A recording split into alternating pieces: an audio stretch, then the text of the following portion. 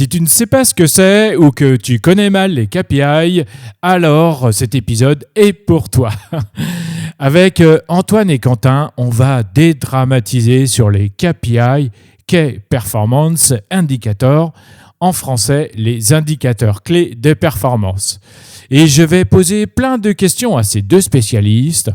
Est-ce que les KPI, c'est du business, de la science ou du design ? Est-ce vraiment utile de les utiliser lorsque tu es designer ? Est-ce que les KPI nuisent à la créativité ? Qui peut les utiliser et quand ? Etc. etc. Et bien sûr, Quentin et Antoine vont aussi répondre à tes questions que tu as posées dans LinkedIn. Alors, t'es bien installé ? Tu es prêt ? C'est parti ! Savoir, c'est bien. Tout savoir, c'est mieux. Avec Design Plus, je te propose de rencontrer ensemble les designers français qui vont te permettre de développer tes connaissances et d'apprendre.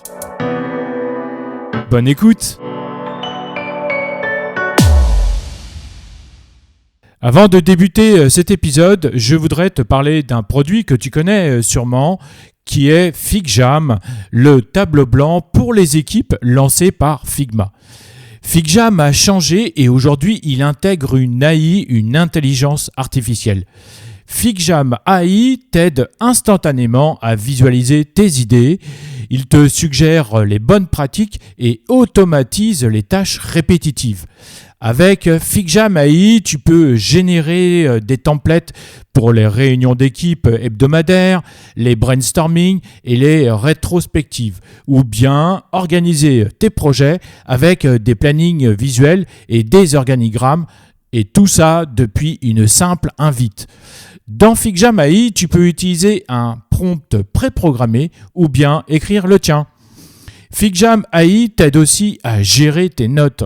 Tu peux les trier rapidement par groupe afin de perdre moins de temps à tout organiser manuellement et donc à gagner du temps pour développer tes grandes idées. FigJam AI résume tes notes pour toi. Tu visualises clairement tes points clés et les étapes à venir en résumant les notes en un seul clic. Et tu peux même générer un lien rapide pour partager le résumé. Enfin, tu peux doubler FigJam avec la puissance de ChatGPT. Utilise Jambot pour réfléchir à tes idées, briser la glace ou même coder tes designs. FigJam AI est actuellement en version bêta et il est disponible gratuitement pour tous les utilisateurs ayant un compte Figma professionnel, Figma organisation ou bien un forfait entreprise. Inscris-toi à FigJam dès aujourd'hui en utilisant le lien unique qui se trouve dans la description de cet épisode. Allez, c'est parti, go! Bonjour Quentin, bonjour Antoine, comment allez-vous ? Ça va bien, ça va bien. Il fait pas très beau chez nous, mais on est très content de se retrouver autour d'un café pour discuter KPI. Ouais, ça va très bien ici aussi. Je suis actuellement en Normandie et il fait pas très beau non plus. Et on est là pour ce bon café ensemble. Eh bien, content de vous retrouver aujourd'hui pour cet épisode. Alors aujourd'hui, on va parler KPI UX design ou KPI design au sens général. Est-ce que, avant de commencer, est-ce que Quentin, Antoine, vous pourriez vous présenter auprès de nos auditrices et auditeurs qui ne vous connaissent pas, s'il vous plaît ? Oui, alors du coup, moi je suis Quentin Ledoux. Je suis UX designer depuis de nombreuses années maintenant, prof aussi dans pas mal d'écoles. Je suis psychologue social de formation, ce qui veut dire que je suis un ancien amoureux du quantitatif, des données, du chiffré. On a fait des stats à un niveau très poussé effectivement pendant mes études et c'est quelque chose que j'ai vraiment beaucoup aimé et que je retrouve aussi dans l'UX et dans le design aujourd'hui à un niveau moins poussé, mais c'est tout aussi rigolo.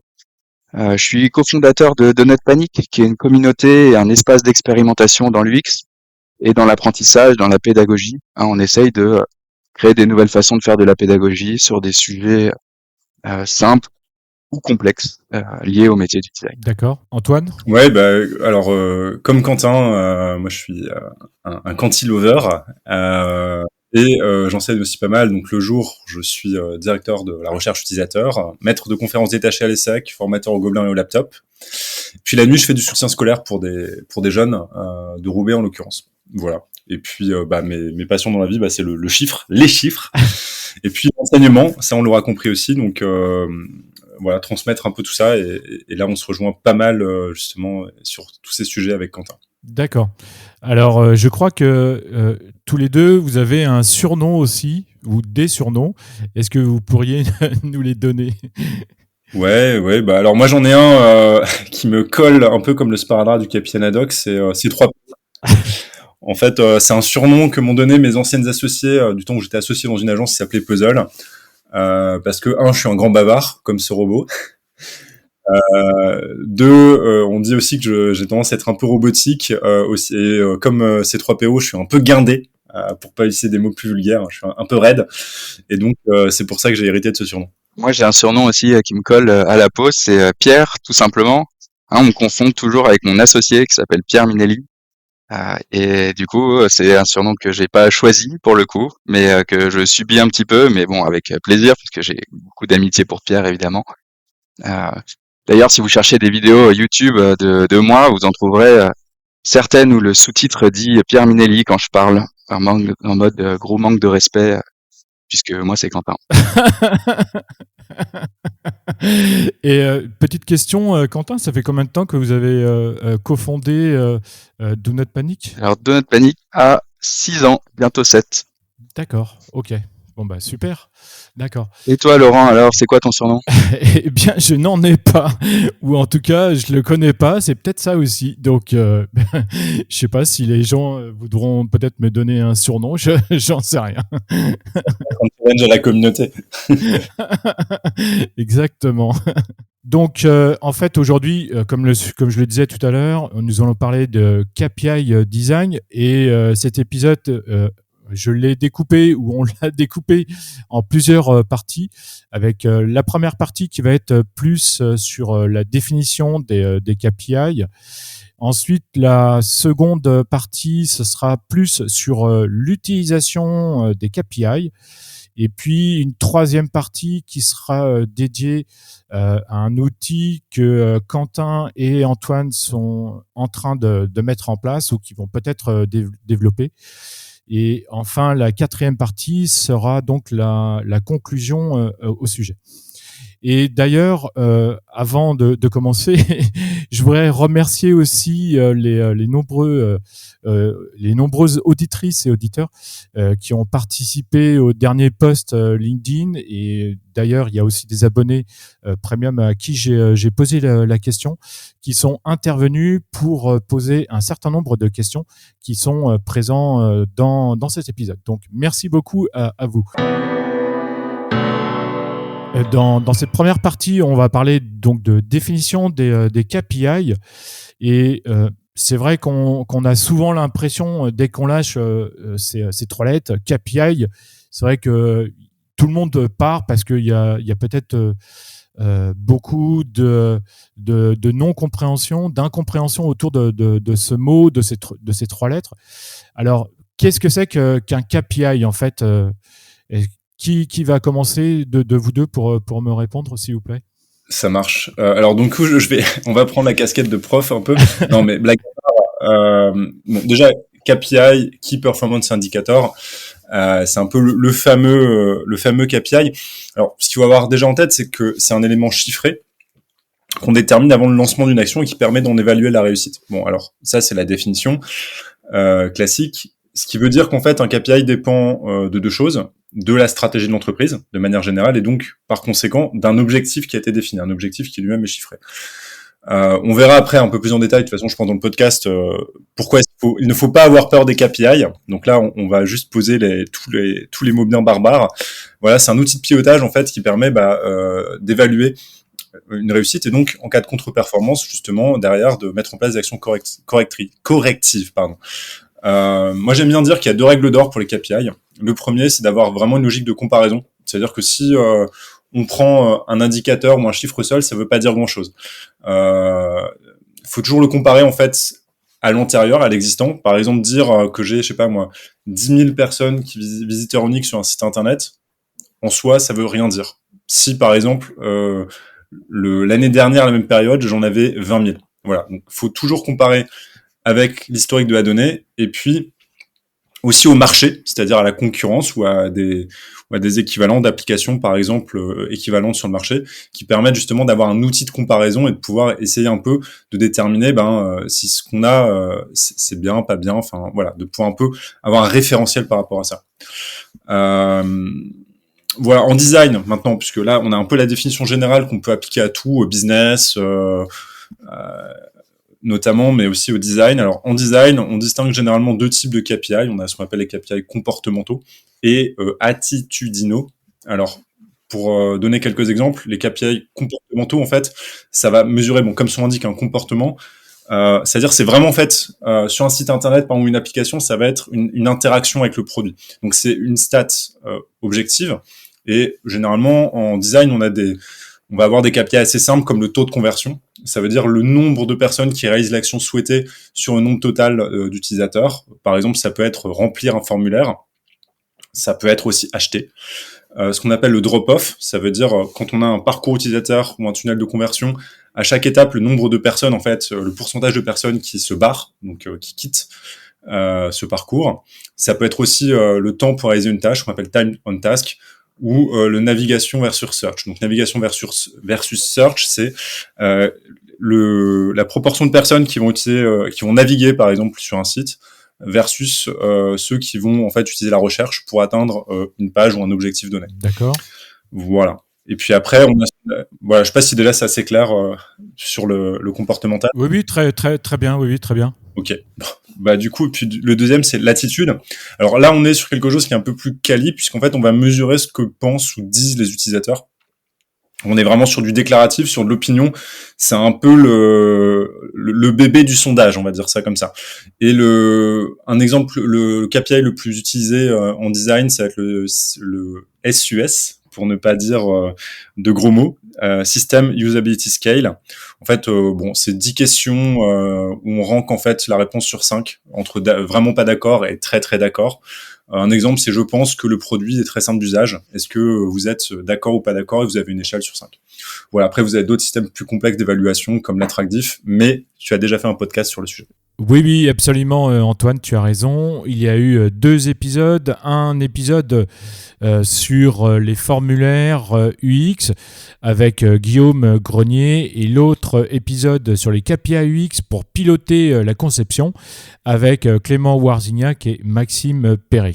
Quentin, tu voulais ajouter quelque chose ? Pour aller un peu plus loin ou moins loin d'ailleurs, du coup, en fait, les KPI, avant tout, c'est du business.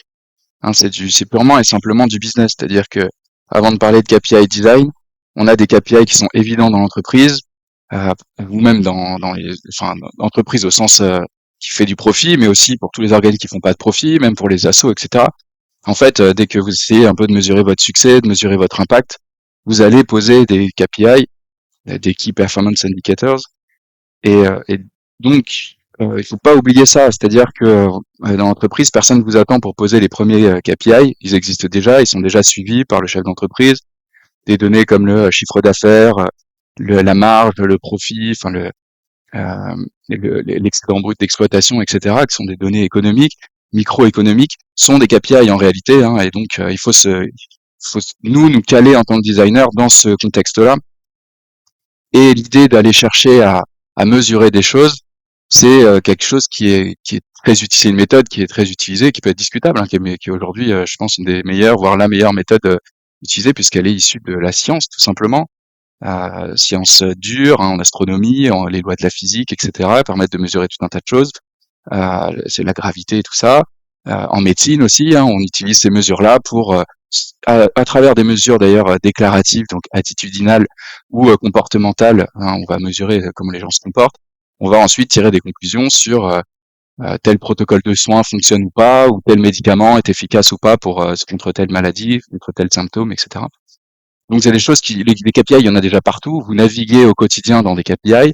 vous utilisez vous-même d'un point de vue personnel les KPI toute la journée. Voilà, si vous êtes en vacances, vous voulez peut-être gérer un budget, donc en fait finalement c'est des KPI que vous suivez. Vous voulez peut-être vous reposer, donc vous allez sans trop y penser implicitement suivre aussi un KPI qui va être le time on rest peut-être, le temps de repos peut-être de la journée. Enfin voilà, vous allez essayer en tout cas de caler votre vie sur ces indicateurs-là. Et finalement, il faut pas leur tourner le dos, il faut pas les ignorer, ils existent dans tous les cas. Cette façon de faire qui consiste à essayer de rendre les choses plus objectives, c'est effectivement issu de la science, c'est d'objectiver les faits, notamment les sociologues ont beaucoup réfléchi sur cette question-là. Et c'est intéressant de se dire qu'on peut essayer de mieux comprendre le monde qui nous entoure en essayant de le rendre plus objectif, c'est-à-dire moins sensible à la subjectivité de chacun, à ma façon de voir le monde, ou la tienne Laurent, ou la tienne Antoine. Et donc, de ce point de vue-là, un KPI, encore une fois, c'est quelque chose qui est très ancré dans notre quotidien.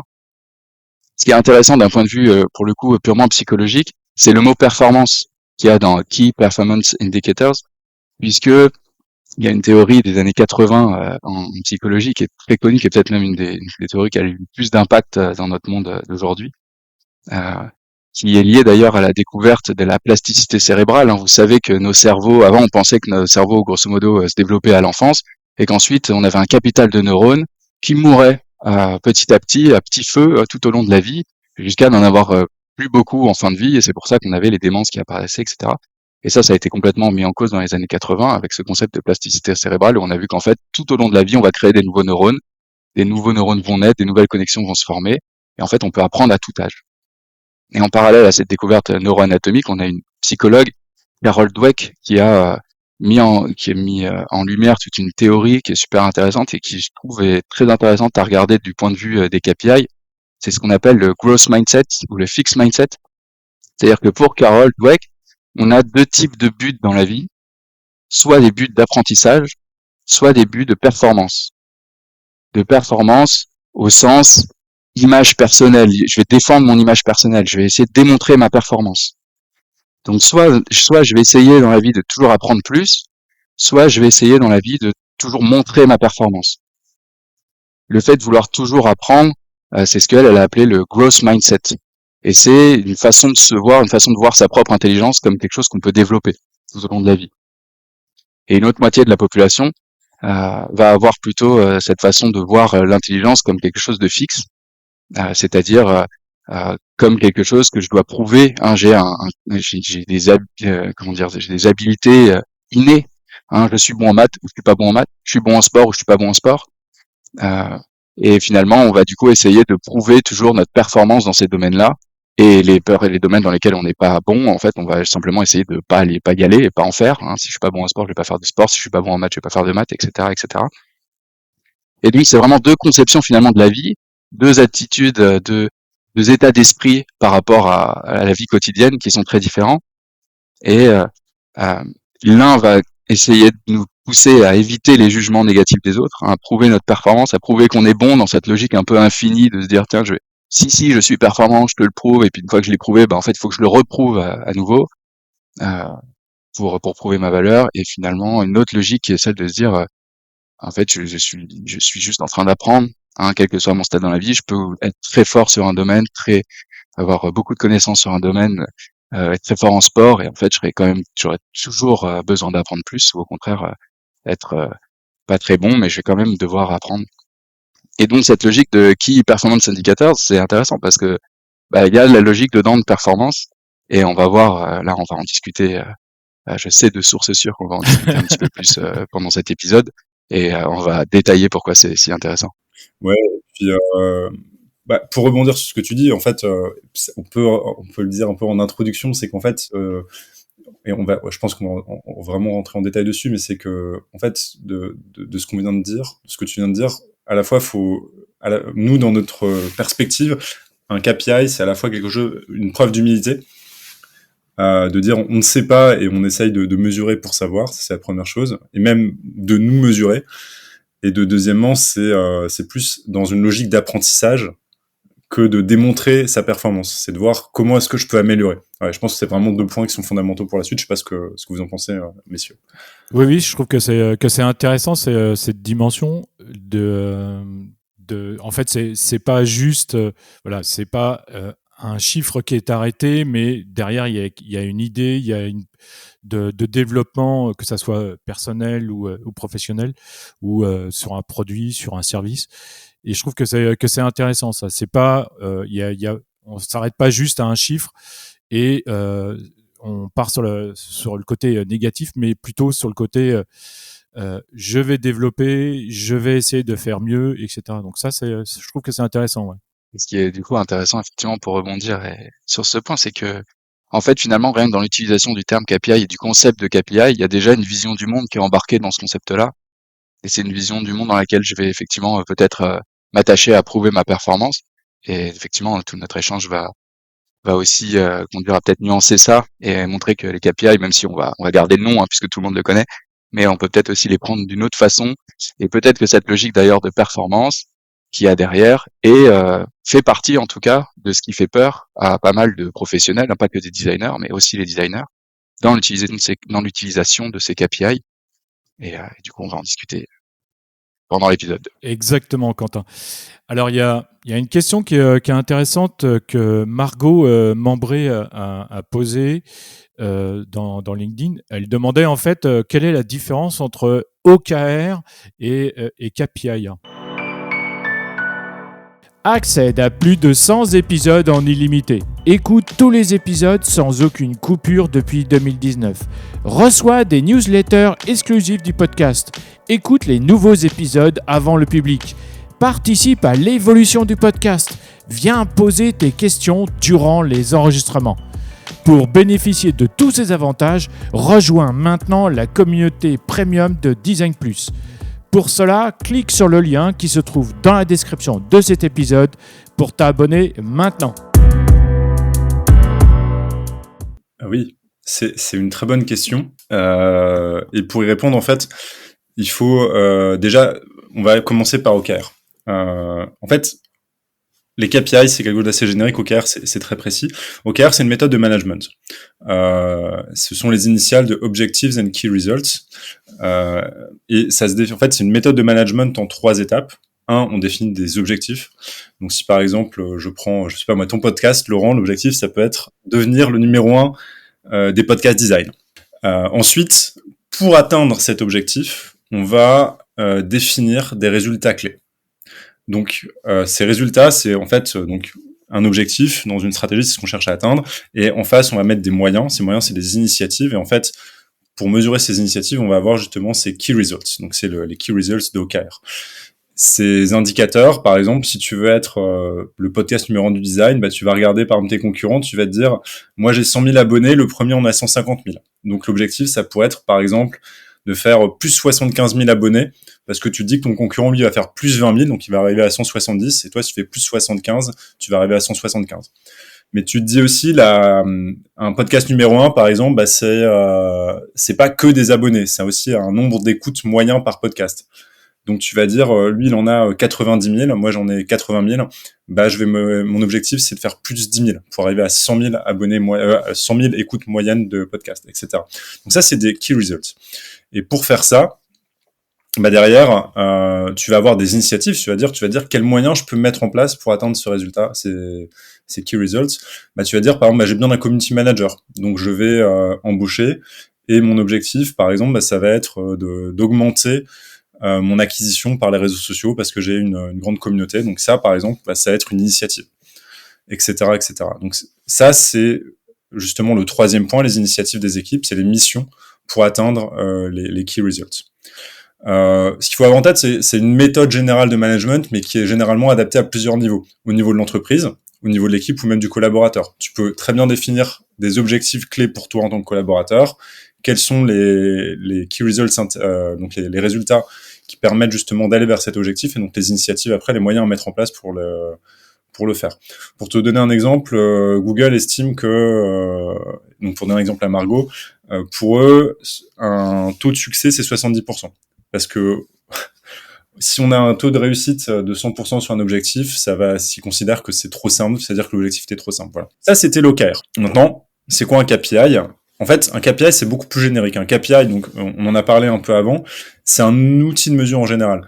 Et lorsqu'on parlait tout à l'heure des KPI, on disait qu'en fait, c'est toujours lié à la stratégie de l'entreprise et à un objectif. Donc si on essaye de faire un peu le parallèle avec les OKR, bah, on va voir que l'objectif, c'est objectif et que le KPI serait plus ou moins l'équivalent des key results. Ça va nous permettre de faire le suivi d'un projet ou d'un process. Voilà. Alors, ce qu'il faut garder en tête, c'est qu'un résultat dans les OKR peut être un KPI, mais donc tous les KPI ne sont pas des résultats clés. Voilà. J'espère que ça permet un peu de mieux distinguer en fait entre OKR, qui est une méthode, un framework, et KPI, qui est un outil de mesure, de suivi d'un projet ou d'un process. J'essaie de te paraphraser pour insister sur ce point-là. C'est super intéressant. Les OKR sont aujourd'hui une technique, effectivement, c'est un framework qui est très utilisé par les équipes produits, hein, notamment, donc les product designers, product managers, head of product, etc., etc. Et à juste titre, enfin, à mon avis, à mon humble avis, parce que c'est une méthode qui est très intéressante. En fait, elle embarque cette méthode, elle embarque un côté qualitatif, un discours inspirant que n'a pas le KPI de base, qui est uniquement une mesure quantitative. Alors quand on utilise des KPI, on sous-entend, enfin il y a toujours un narratif qui va avec, qu'on le maîtrise ou pas, d'ailleurs qu'on les réfléchit ou pas, il y a toujours quelque chose. Si je vous dis je veux doubler mon chiffre d'affaires l'an prochain, bah, est-ce que ça veut dire, d'ailleurs c'est ambigu, est-ce que ça veut dire que c'est parce que ma boîte se casse la tronche, ou est-ce que c'est parce que j'ai des ambitions énormes, ou etc. On ne sait pas. Mais il y a un narratif qui va avec. Et pourtant on déduit finalement d'un chiffre. Là, le OKR, c'est l'idée de maîtriser ce narratif-là et de poser un objectif qui soit effectivement quelque chose d'inspirant, avec des vrais mots, un truc qui parle à des êtres humains. Hein, par exemple, je sais pas quoi, si je suis, alors je suis pas du tout militaire, j'ai pas fait l'armée, hein, mais j'imagine que si un général dit à ses troupes, vous devez garder le pont, machin truc, coûte que coûte, d'ici pendant 3 jours. Enfin voilà, là il leur a pas dit comment il fallait faire, il leur a pas dit vous devez limiter vos pertes à je sais pas quoi, 30%, vous devez utiliser telle quantité de munitions, ou j'en sais rien, ce que pourrait dire un général. Il leur a donné un objectif et après c'est eux qui se débrouillent à poser finalement les métriques qui permettront de voir quel est le succès qu'ils vont atteindre par rapport à ça. Un autre exemple, je sais pas si vous aviez vu, il y a quelques années, il y avait des pubs dans le métro pour ça. C'était, je crois, une appli qui s'appelle Glidden. Je crois, c'est une appli qui permet enfin, qui favorise les relations extra-conjugales. Donc c'est une appli de rencontre. Et donc il y avait des grandes pubs comme ça. Je crois que même il me semble que c'était une pomme, ça fait la pomme du jardin d'Éden, c'était un peu leur symbole ou leur logo, je sais plus quoi. Bon, voilà.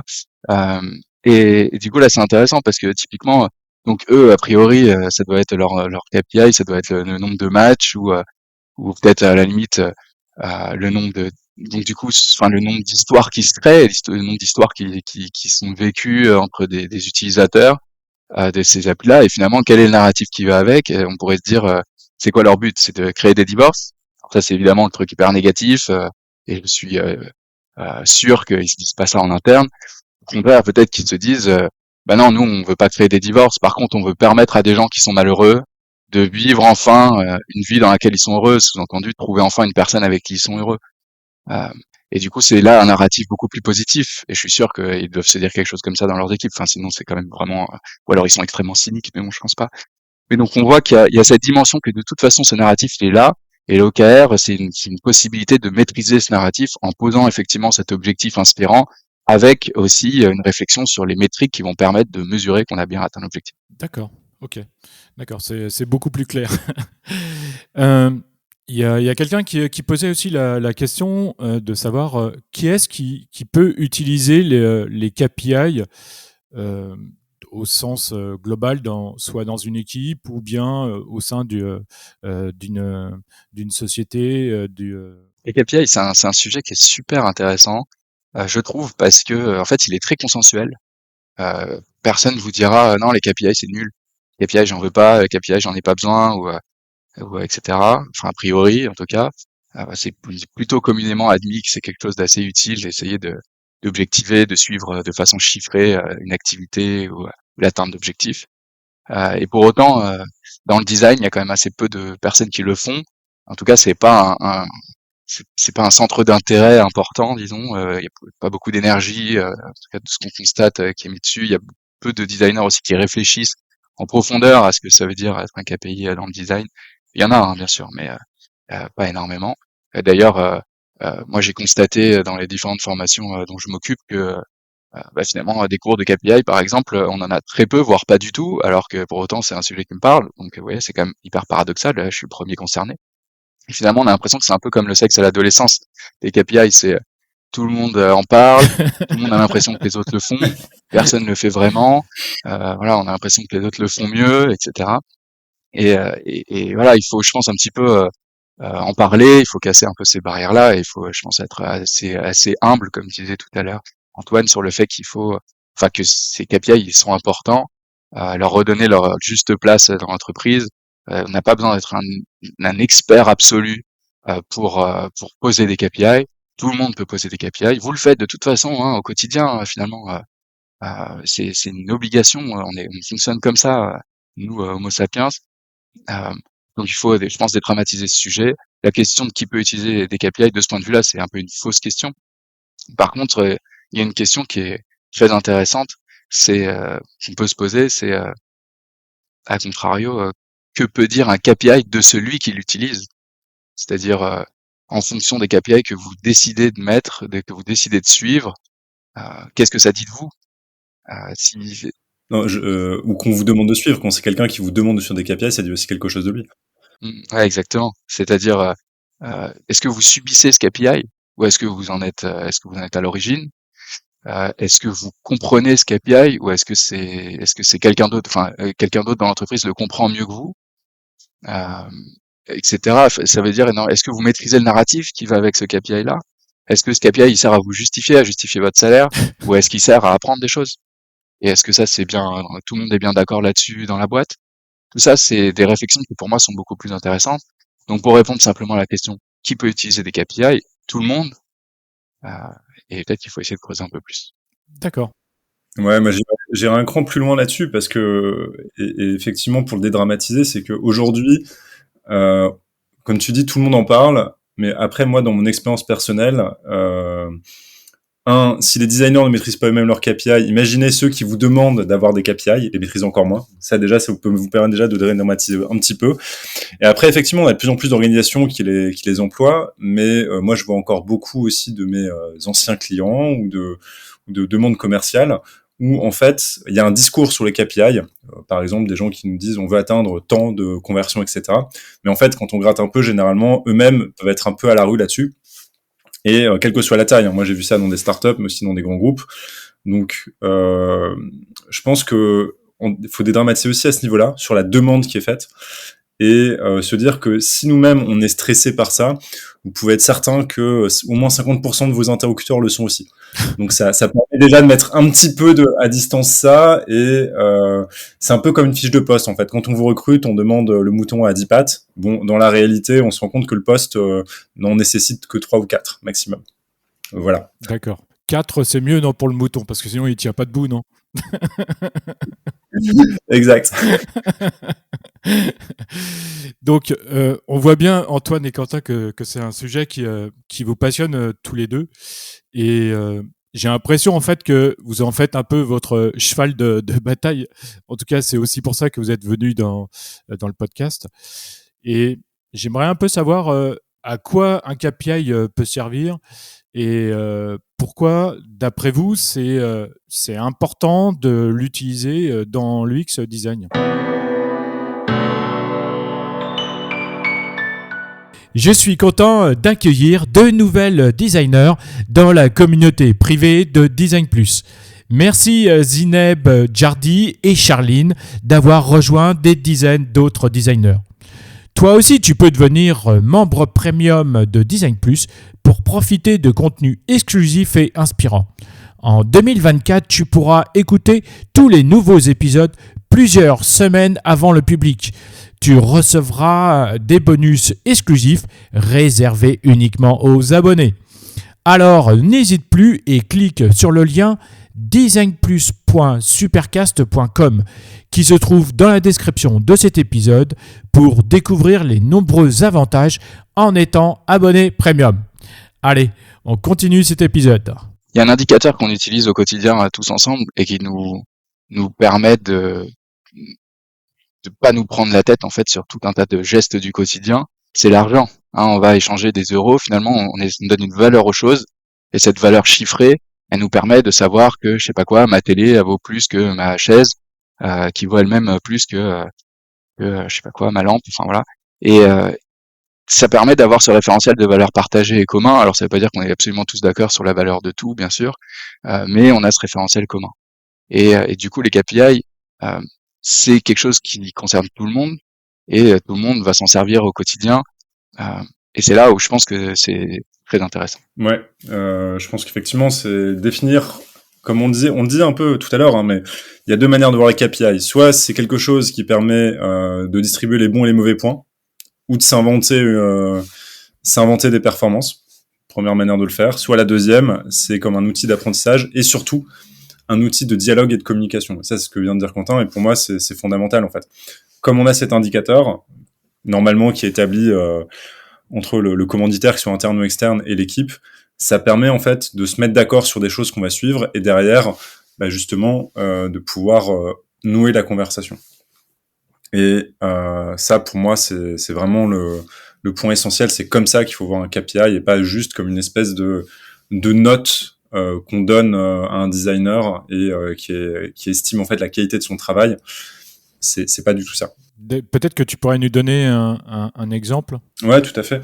Un exemple concret, moi, je le prends parce que il m'est revenu récemment en tête. Il y a 2 ans, je travaillais sur un site internet industriel dans la menuiserie pour la refonte de leur site. Et ça fait exactement partie on va dire, du côté un peu dédramatisé, c'est-à-dire que cet industriel vient vers nous et en fait, lui n'avait pas d'indicateur. Il avait juste un Google Analytics qui n'était pas configuré avec du tracking, donc pas de plan de tracking. C'est-à-dire que en tant qu'analyste, j'avais une vague idée de ce qui se passait sur le site, mais ils n'avaient pas d'indicateur pour valider le succès ou l'échec ou autre, donc ils faisaient un peu les choses au doigt mouillé. Donc on fait des analyses de données, etc., mais on peut pas non plus aller trop loin, et surtout on peut pas factualiser les échanges. Par exemple, on avait un débat. Eux, ils voulaient un site assez corporate parce qu'ils ont un positionnement luxe. Ils vendent très cher leur menuiserie en l'occurrence, et donc ils voulaient un positionnement patrimonial, luxueux, et surtout des call to action discrets. Pas trop de réclames, pas trop de retapes, parce qu'ils voulaient pas avoir l'impression d'avoir un site de vente. Moi, au contraire, je défendais l'idée qu'il faut faciliter le parcours pour un utilisateur qui souhaite acheter. Et que eux, ils avaient une vision au niveau des commerciaux, une vision sortante, mais entre les deux, sur leur pipe, ils savaient pas ce qui se passait. Donc, là, par exemple, on est en dialogue de sourds, typiquement. Pourquoi ? Parce que eux disent non, mais j'ai l'impression que blablabla, et qu'en fait, nous, les gens, comme c'est du luxe, c'est du discret, etc., on veut surtout pas entendre parler de vente. Moi, je parlais expérience, de mon expérience, de l'efficacité, enfin, il fallait de l'efficacité du parcours, etc. Bon. Donc, on a 2 positions, comment on tranche ? Là, la question, on pouvait pas trancher parce que par définition, on n'avait pas de données qui permettaient de le faire. Donc, qu'est-ce qu'on a fait ? On a mis un KPI, en l'occurrence, un KPI simple qui est un taux de conversion. On a fait des landing pages, c'était un peu plus que des landings, mais en tout cas, un peu plus détaillés, mais avec d'un côté un A/B test, donc avec la partie un peu luxe, etc., plus site vitrine finalement, et une partie un peu plus rentre dedans, pas trop non plus, mais quand même, qui était en fait ma vision en l'occurrence de designer. On a analysé le résultat. Qu'est-ce qu'on a vu ? Bon, je résume, mais en gros que la partie un peu plus rentre dedans, plus pushy, avait une meilleure conversion. Et derrière, ça convertissait vraiment aussi en vente. Donc là, typiquement, ça a été un enseignement et ça a été une priorisation après qu'on a établi sur l'ensemble du site internet. Tout ça pour dire que si on n'a pas ces outils d'analyse, si on n'a pas ces indicateurs de suivi, on peut pas en fait dialoguer et ça va être au doigt mouillé, ça va être à la personne en fait qui aura la plus grosse ou qui parlera le plus fort. Non, voilà. Et en fait, donc du coup, oui, donc c'est pas forcément ceux qui parlent le plus fort qui ont le plus raison. Donc les indicateurs de performance permettent justement de faire ça. Et après, il faut juste être, comme dirait, complètement décomplexé par rapport à ça. C'est-à-dire, on peut avoir des contre-performances. Et le fait d'avoir des contre-performances, bah, c'est un enseignement en fait qui permet de faire mieux après. Donc plutôt que de le voir comme un échec, il faut le voir vraiment comme un apprentissage pour aller au-delà. Et donc en fait finalement on apprend en marchant. D'accord. En plus, c'est intéressant. Excuse-moi, Quentin. C'est intéressant parce que cet exemple, en fait, je pense que dans toute la vie de chaque designer, ce sujet est déjà arrivé au moins une fois avec l'histoire des entrées des commerciaux ou du marketing. Et toi, dans ta team design ou seul designer, t'es face à ce public. Et quel dialogue tu vas avoir, quel discours tu vas avoir, comment leur faire comprendre que ce que tu es en train de dire, ça peut être bénéfique ou voilà, quelle démarche tu vas mettre en place. Et je pense que d'avoir cet exemple, c'est vraiment très intéressant. On aime beaucoup taper sur les commerciaux et les marketeurs en tant que designer parce que voilà, c'est eux qui arrivent avec leurs gros sabots, etc. Et qui parfois aussi sont un peu rentre dedans et osent mettre les pieds dans le plat sur des sujets clés du fonctionnement d'une entreprise, hein, notamment Aussi, ouais, faire tout à rentrer du fait. business et tout ça. Ils se cachent pas derrière leurs petits doigts, au moins ils sont au cœur du sujet, ils y vont. Je dis pas que c'est bien ou pas bien, hein, j'en sais rien, mais je dis juste que moi je sais que j'ai constaté par exemple, et je pense que ça vous parlera à tous, tous ceux qui vont écouter ce podcast, ou vous tous, euh, vous avez déjà été dans cette réunion, cette fameuse réunion horrible où finalement c'est celui qui parle le plus fort qui a gagné. Hein, c'est un truc où personne n'a la réponse et il y en a un ou deux, alors soit parce qu'il a un peu plus de pouvoir que les autres, ou juste parce qu'il a ce qu'on appelle cette expression horrible qui est il a une personnalité forte, c'est-à-dire en fait juste c'est quelqu'un qui gueule et qui dit ce qu'il pense sans réfléchir. Voilà, bah vous vous retrouvez typiquement dans cette situation-là.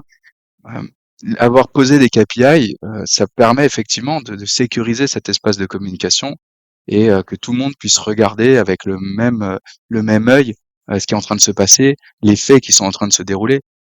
Il y a cette citation de Bernard Werber que j'adore sur la communication. Il dit entre ce que je pense, ce que je veux dire, ce que je crois dire, ce que je dis, ce que vous avez envie d'entendre, ce que vous entendez et ce que vous comprenez, il y a 10 possibilités qu'on ait des difficultés à communiquer. Hmm. Et c'est vrai que, voilà, moi, par exemple, là, l'exemple que j'ai en tête quand je parle de cette réunion, celui qui parle le plus fort, c'était pas du tout des commerciaux, hein, c'était une réunion entre professionnels du design d'expérience utilisateur, euh, plutôt très tourné utilisateur et au contraire, très, très, peu tourné vers le business, etc. Et pourtant, on avait quand même la même chose, la même réunion et le même truc. Donc voilà. Moi, j'ai un autre exemple que le tien, Antoine, dans un très grand groupe de mobilité que tout le monde connaît. Je travaillais pour eux là dernièrement sur une mission de refonte d'une interface métier qui permet en fait de savoir combien de d'agents sont présents dans tel ou tel établissement, euh, dans tel ou tel espace, etc. Donc vraiment c'est une carte en fait, c'est une cartographie en ligne qui permet de situer ces différents agents. Et, euh, et cette carte, elle a pour but, en fait, pour seul et unique but, c'est pour ça qu'elle a été créée à la base, de savoir combien d'agents sont dans ces différents espaces, et que n'importe qui, n'importe quelle personne en interne puisse savoir combien d'agents sont présents, etc. Donc c'est vraiment, finalement, le KPI, c'est celui-là, quoi. Le plus clé des KPI, c'est le nombre d'agents présents. Et ce qui est intéressant, c'est qu'on avait aussi ces différentes réunions et on avait, alors c'était quand même moins pire que ce que j'ai disais tout à l'heure, mais on avait des échanges comme ça, parfois sur des micro-détails. Et heureusement, ça s'est très bien passé grâce à déjà la bienveillance dans la communication de toutes les personnes avec qui on travaillait.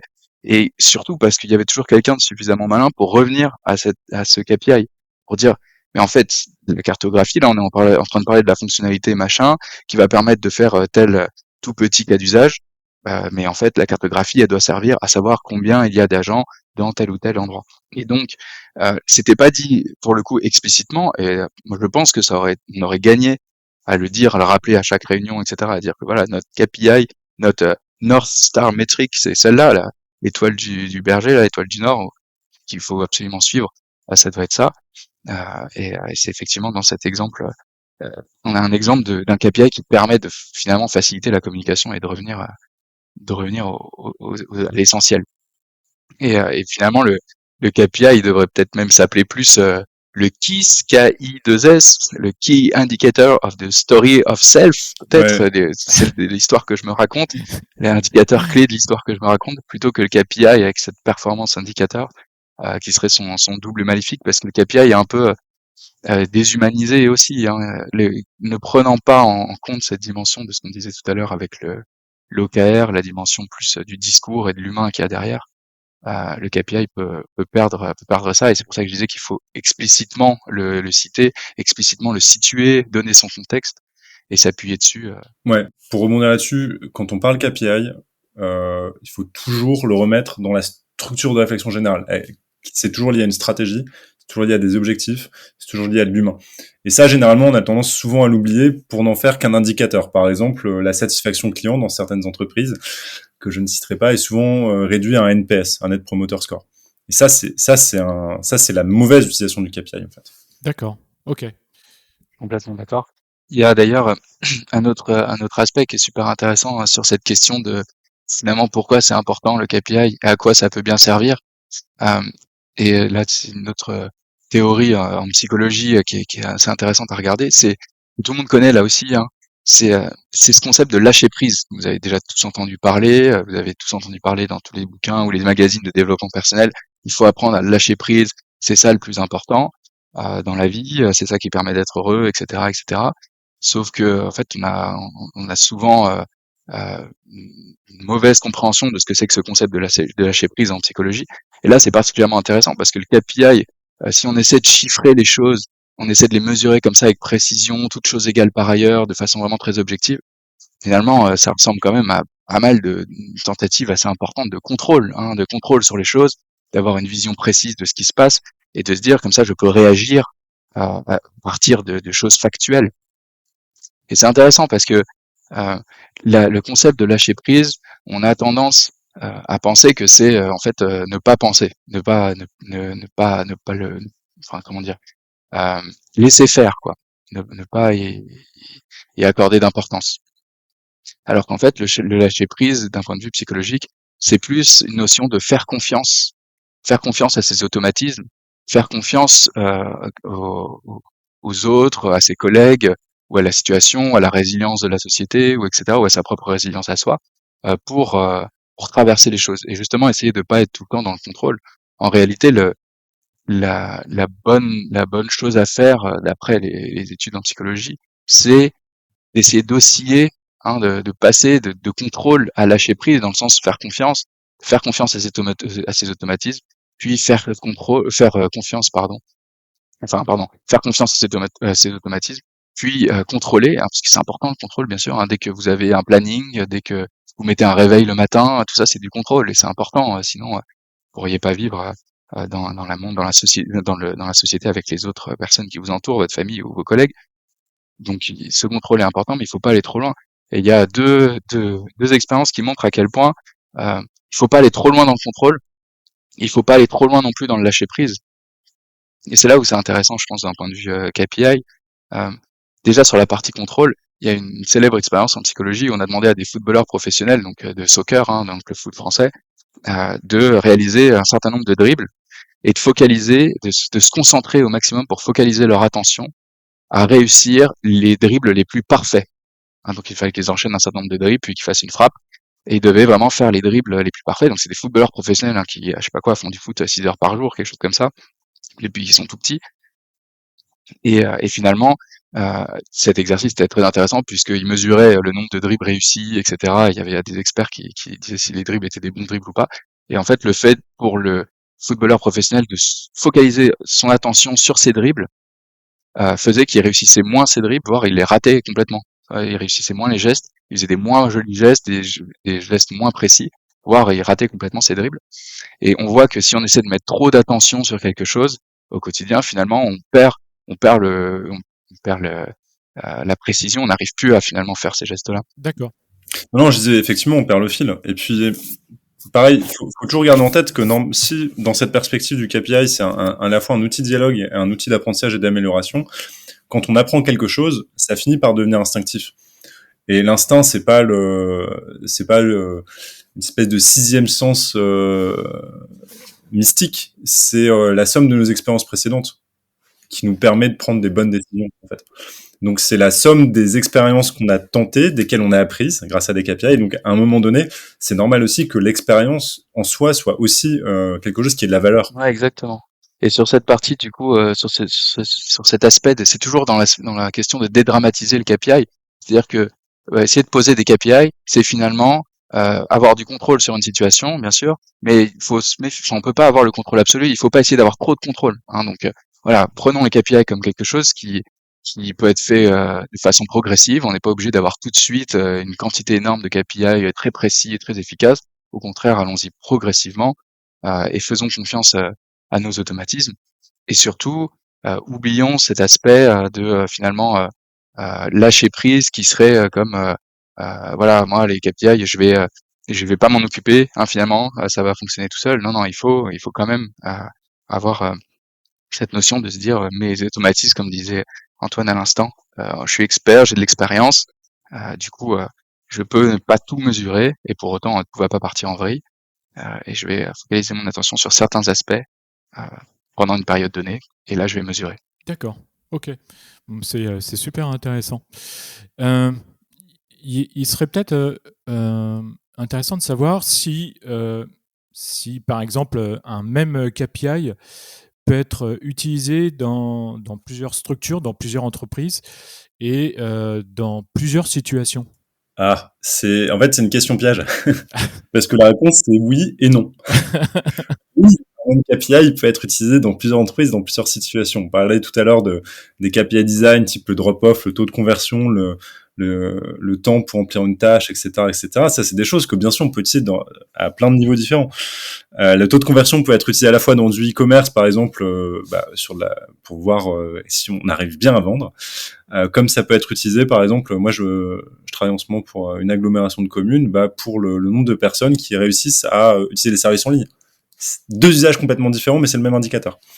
Mais voilà, ce qu'il faut avoir en tête, donc non, ça c'est le oui, et le non maintenant, c'est en fait le KPI, c'est pas une valeur absolue, il est toujours contextuel, il est contextualisé à une organisation, entreprise, service public, il est contextualisé à un marché, à des usagers, à une situation d'usage, etc., etc. Donc en fait, on peut répondre oui, et puis malheureusement on peut pas répondre plus parce que après autrement on va faire du café de commerce et on va rentrer dans des grandes généralités sans grand intérêt. D'accord.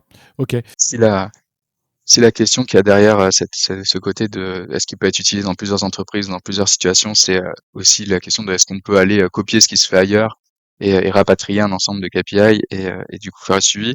Bah là, même si c'est un réflexe de designer, hein, parfois d'aller regarder ce qui se fait ailleurs et d'aller essayer de copier les bonnes pratiques, qui est un très bon réflexe d'ailleurs dans le sujet du design.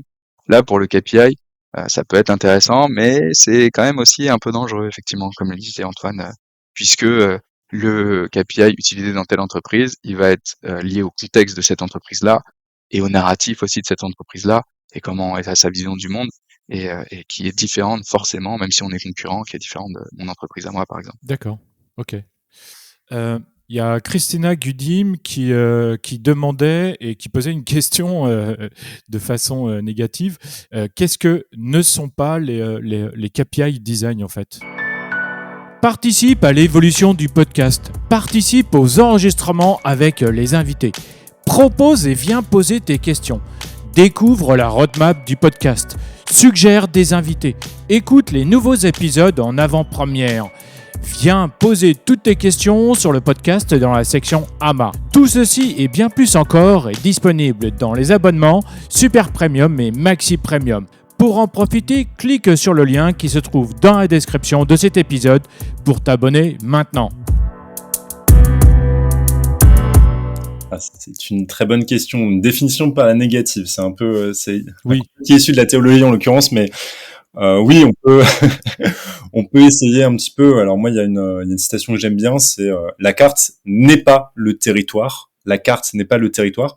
Alors avant d'être un bouquin, après de Welbeck, c'est un concept de la sémantique générale qui a été définie par un Américain qui s'appelle Alfred Korzybski, qui consiste à dire en fait la carte, c'est-à-dire la mesure, l'espace mesuré, n'est pas le territoire, la réalité. Et ça, je pense que c'est ce que n'est pas un KPI. C'est un KPI n'est pas le réel. Et ça, faut vraiment l'avoir en tête.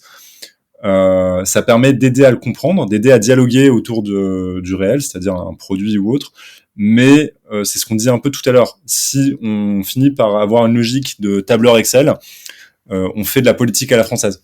Donc, c'est-à-dire, on fait des ajustements technocratiques et on peut appliquer ça aussi au design. Pour moi, le design, justement, la force du design, c'est de partir du terrain, de partir de l'observation, de partir des usagers, des utilisateurs, et à partir de ça, d'établir des plans, d'établir des solutions qu'on va ensuite mesurer. Mais ne jamais oublier qu'on part toujours de l'observation et du terrain.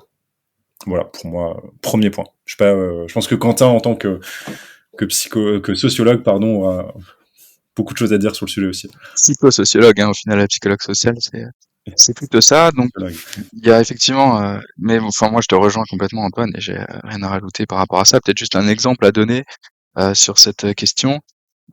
Finalement, lorsqu'on essaie de chiffrer les choses, effectivement, on reste sur des choses, sur des aspects factuels, donc c'est intéressant. On est sur des choses objectives. Ça nous permet aussi de comparer, par exemple, je sais pas quoi, sur plusieurs clients, comment ils se comportent. Ça permet une typologie de clients, permet de comparer avant-après. Voilà, tel fait avant, tel fait après, comment il a augmenté. Donc c'est super intéressant évidemment, et c'est très important d'objectiver les choses. Après, il faut pas perdre aussi en tête que c'est une façon de réduire le réel. Le réel est plus complexe que une mesure simplifiée. Il y a un exemple très connu qui est très utilisé par les sociologues, euh,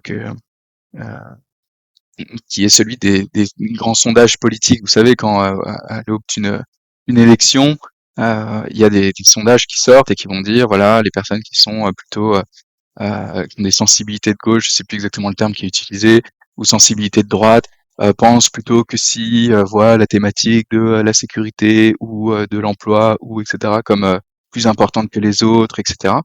Et ils vous décrivent comme ça, ils vous font, c'est intéressant parce que du coup on dirait une espèce de cartographie des opinions des Français, par exemple juste à l'aube de telle ou telle élection.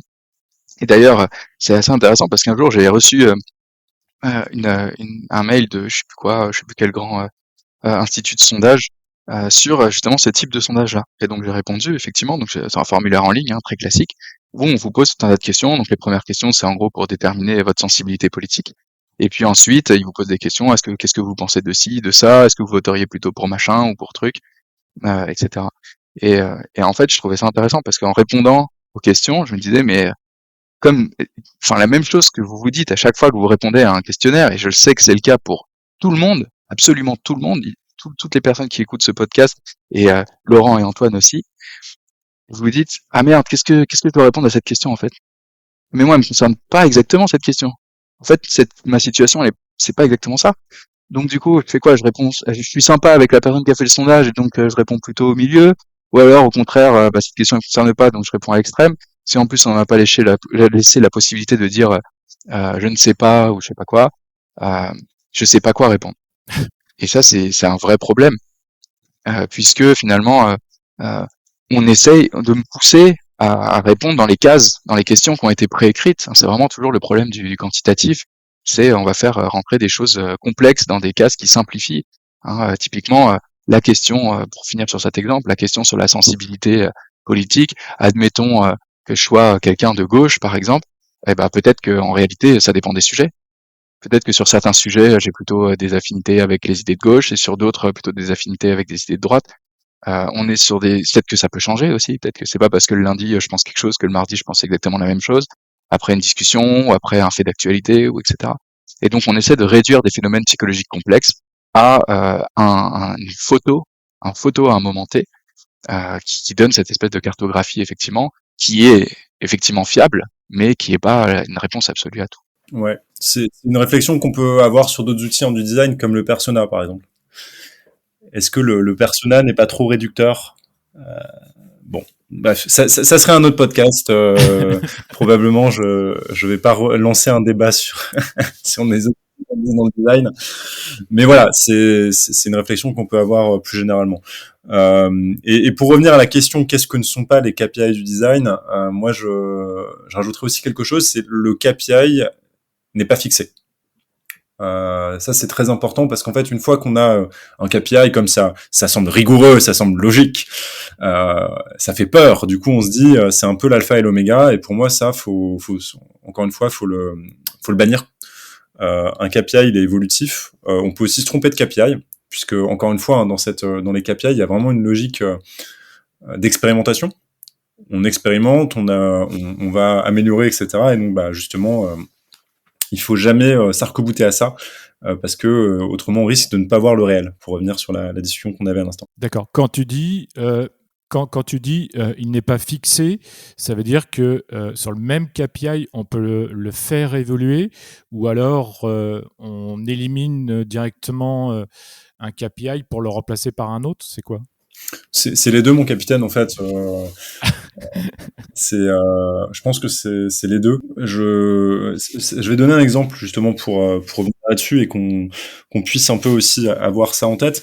Et ça rebondira aussi sur la question du réel. Là, j'ai fini en fin d'année dernière une mission pour une boîte un pure player, une startup qui fait du service de coordonnerie en ligne. Et puis, en fait, au début, ils avaient un tunnel d'achat, de commande qui était extrêmement long, où on sélectionnait les prestations, etc. Avec un taux de conversion, oui, ils regardaient le taux de conversion qui était très mauvais. Et du coup, les premières itérations qu'on a fait, c'était pour améliorer ça.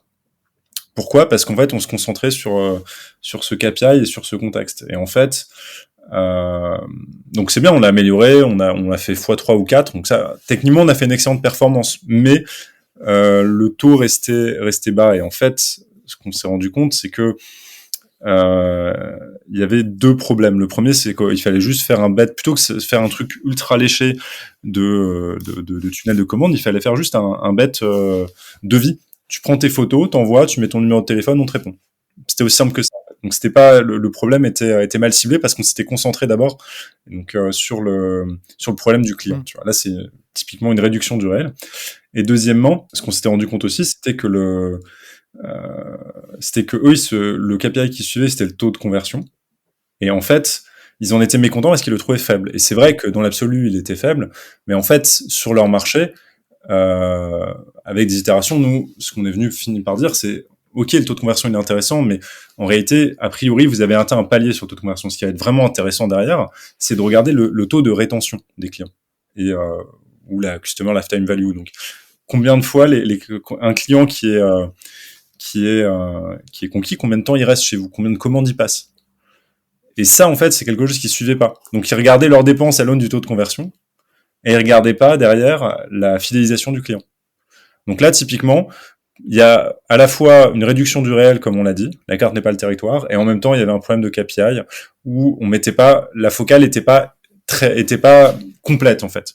Et donc là-dessus, on a challengé ça et on est arrivé justement à quelque chose qui était, à mon sens, qui était beaucoup plus proche en fait à la fois du réel, du territoire, et en même temps, on leur a permis justement d'avoir une meilleure visibilité sur leur business. Oui, je pense que c'est intéressant que tu donnes cet exemple parce qu'effectivement, ça recontextualise par rapport au réel. Ouais, pour rebondir encore sur cette question-là qui est vraiment super intéressante, je pense qu'il y a aussi un point qui est important quand on pose la question qu'est-ce que ne sont pas les KPI design, c'est de se dire que ces KPI ils sont pas indépendants des autres dans la boîte.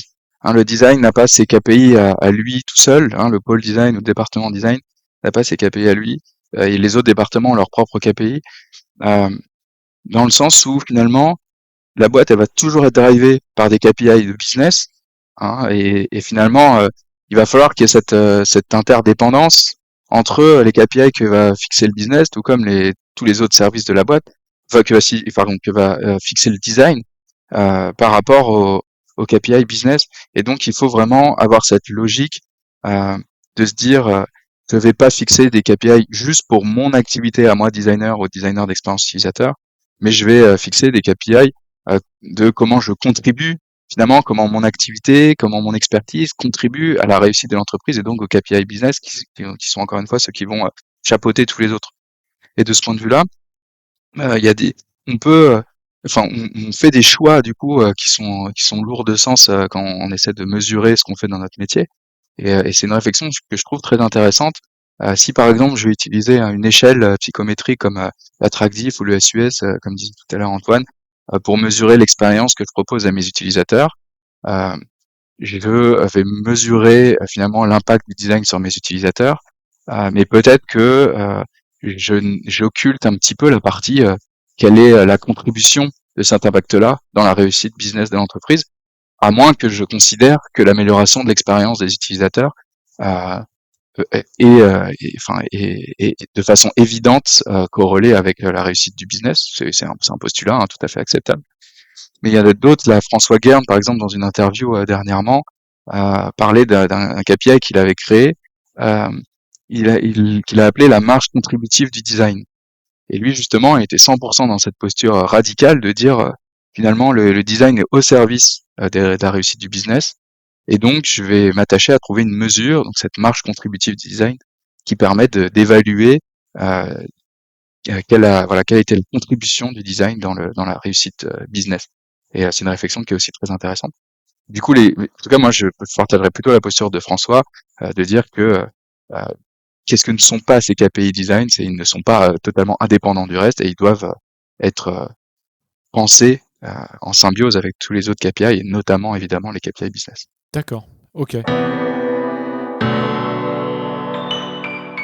Donc maintenant, nous arrivons sur la troisième partie qui est sur l'utilisation des KPI. Il reste encore pas mal de questions et les premières sont comment les utiliser, comment les mettons en place et est-ce qu'il y a un meilleur moment pour les mettre en place dans un projet ? Oui, alors c'est l'éternelle question. Le mieux, c'est quand même, on en a parlé déjà beaucoup, hein, mais c'est de le mettre en place au début du projet. Mais c'est pas toujours possible. Alors, comment est-ce qu'on utilise et comment on met en place des KPI ? Moi, j'insiste toujours sur le fait qu'en tant que designer, que ce soit UX, product ou autre, on est toujours au service d'une organisation. Donc, il faut caler, et c'est ce que disait Quentin il y a 2 minutes, nos KPI sur ceux de l'organisation. Et ensuite, en fait, il faut faire la chaîne complète, le parcours utilisateur/client, et regarder les KPI qui sont associés et à quelle étape, nous, notre travail intervient. En gros, première étape, on détermine le contexte. Entreprise, service, etc. 2, on va déterminer le parcours complet de l'utilisateur. Et puis, à chaque étape du parcours, est-ce qu'il y a des KPI ? Si oui, lesquels ? On cartographie les sources de données disponibles. Qu'est-ce qu'on mesure déjà ? À quoi mes interlocuteurs sont attentifs ? Et puis, 4, où est-ce que moi j'interviens dans la chaîne de valeur ? Où est-ce que j'interviens ? Exemple, moi j'ai travaillé l'année dernière pour un groupe de pompes funèbres. La North Star Metric, c'est-à-dire l'indicateur clé qui était scruté par mes interlocuteurs, c'était ce qui s'appelle le taux de concrétisation. En gros, c'est un taux de conversion, hein, c'est quel est le nombre de personnes qui souscrivent à des obsèques divisé par le nombre de personnes qui ont touché. Une fois que tu as ça, nous en fait on a dévidé le fil. On a fait tout le parcours omnicanal, tous les parcours omnicanaux. Donc imaginons une pub Google Ads, visite du site internet, demande de devis, rappel par un centre d'appel, et après un passage en agence. Et en fait, à chaque étape, tu vas avoir des KPI associés. La pub Google Ads, ça va être le taux de clic, visite du site internet, taux de conversion, etc., etc. Et en fait, nous, notre travail, moi, mon travail en l'occurrence, concernait le site. Donc, pour rester raccord avec cette étape, nous, on a mis en place, notamment comme KPI, un taux de conversion. Voilà. En fait, ce qu'il faut vraiment avoir en tête, c'est la question à se poser quand on veut travailler des KPI, c'est comment je m'insère dans une organisation, à quel moment, et de se mettre d'accord avec toutes les parties prenantes, les stakeholders. C'est un peu du team building, hein, c'est ce qu'on disait tout à l'heure, c'est mettre tout le monde autour de la table pour se mettre d'accord sur un outil, sur un indicateur de suivi qui va permettre de dialoguer. Voilà. Et à partir de ça, on met en place ce qu'on appelle un plan de suivi ou un plan de mesure qui permet de définir les objectifs, les indicateurs pour atteindre les objectifs et des sous-indicateurs à chaque étape du parcours, notamment par exemple sur un site internet, très concrètement, c'est un plan de tracking. Hein, c'est sur Google Analytics, qu'est-ce que je regarde et où est-ce que je dois insérer un petit bout de code pour voir ce que mes utilisateurs font. D'accord. Ouais, je te rejoins complètement, Antoine. Cette question, elle est super importante parce que on pourrait penser qu'on va pouvoir appliquer une recette et tout de suite, voilà, là c'est bon, on a mis en place des KPI. En fait, mettre en place des KPI, c'est vraiment un travail. On avance, on avance en marchant, quoi, étape par étape.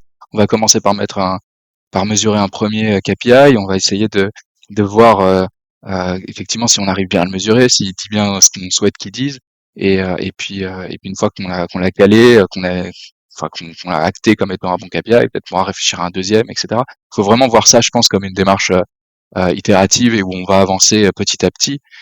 Euh, un petit focus quand même sur le moment où on fait l'état des lieux, où on se dit ok quel KPI je vais utiliser, ou alors si on arrive dans un service qui peut arriver aussi où il y a déjà des KPI. Hein, il y a un petit travail qui peut être intéressant d'état des lieux justement sur ces KPI-là pour se les approprier et pour peut-être un petit peu les challenger aussi.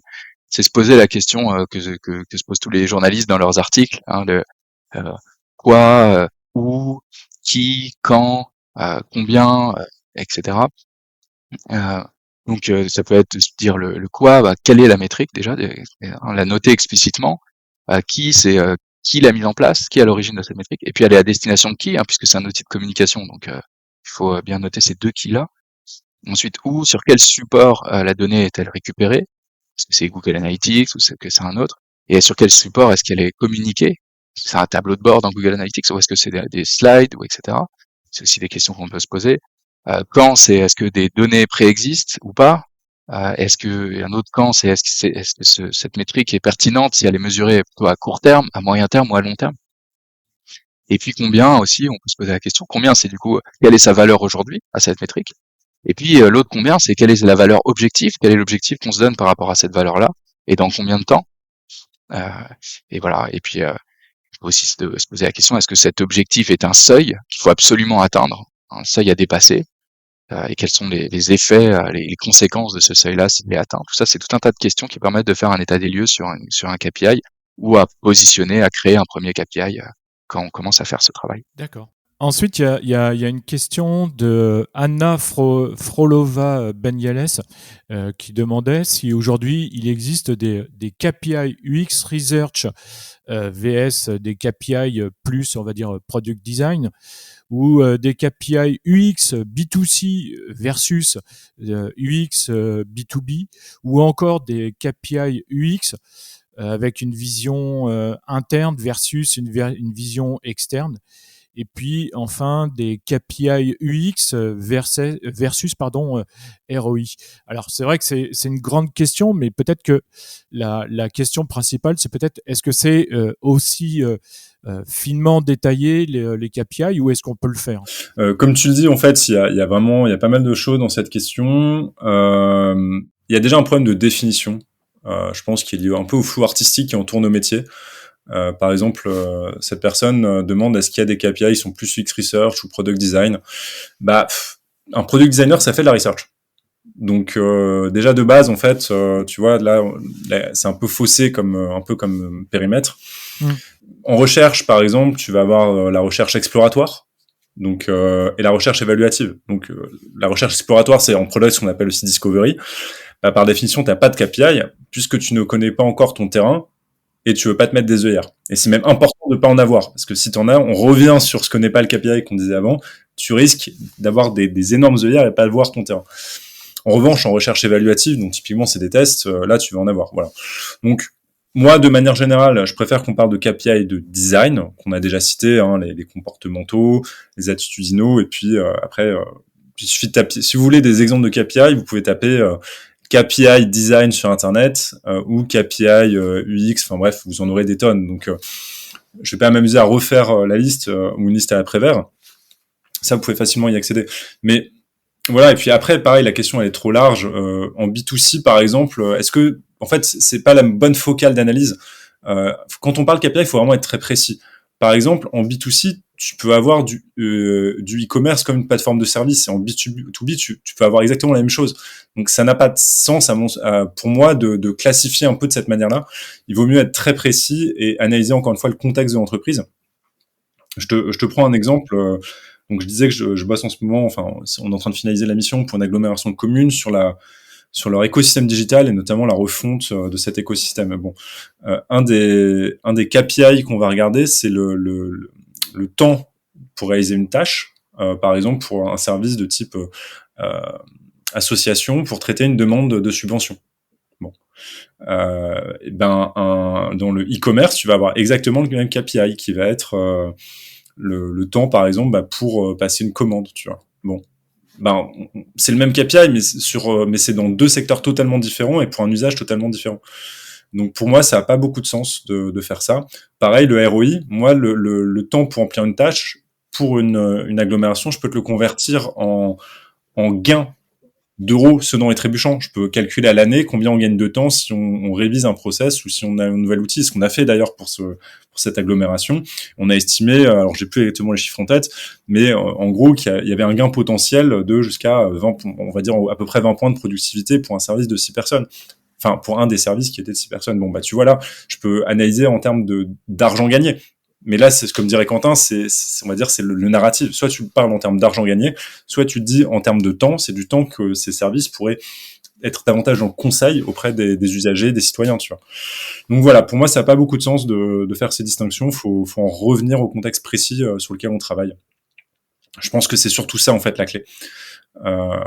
Et pas vouloir absolument faire tout scinder dans le design parce que on souffre déjà beaucoup de tout notre jargon et de métiers en fait dont on n'est pas capable de définir clairement en quoi ils consistent. Donc KPI design, je pense que c'est bien aussi. La question finalement qui est derrière, c'est peut-être est-ce qu'il existe des bons KPI, hein, finalement, certains qui seraient meilleurs que d'autres. Alors on a vu qu'effectivement c'est très situationnel, c'est très contextuel, etc.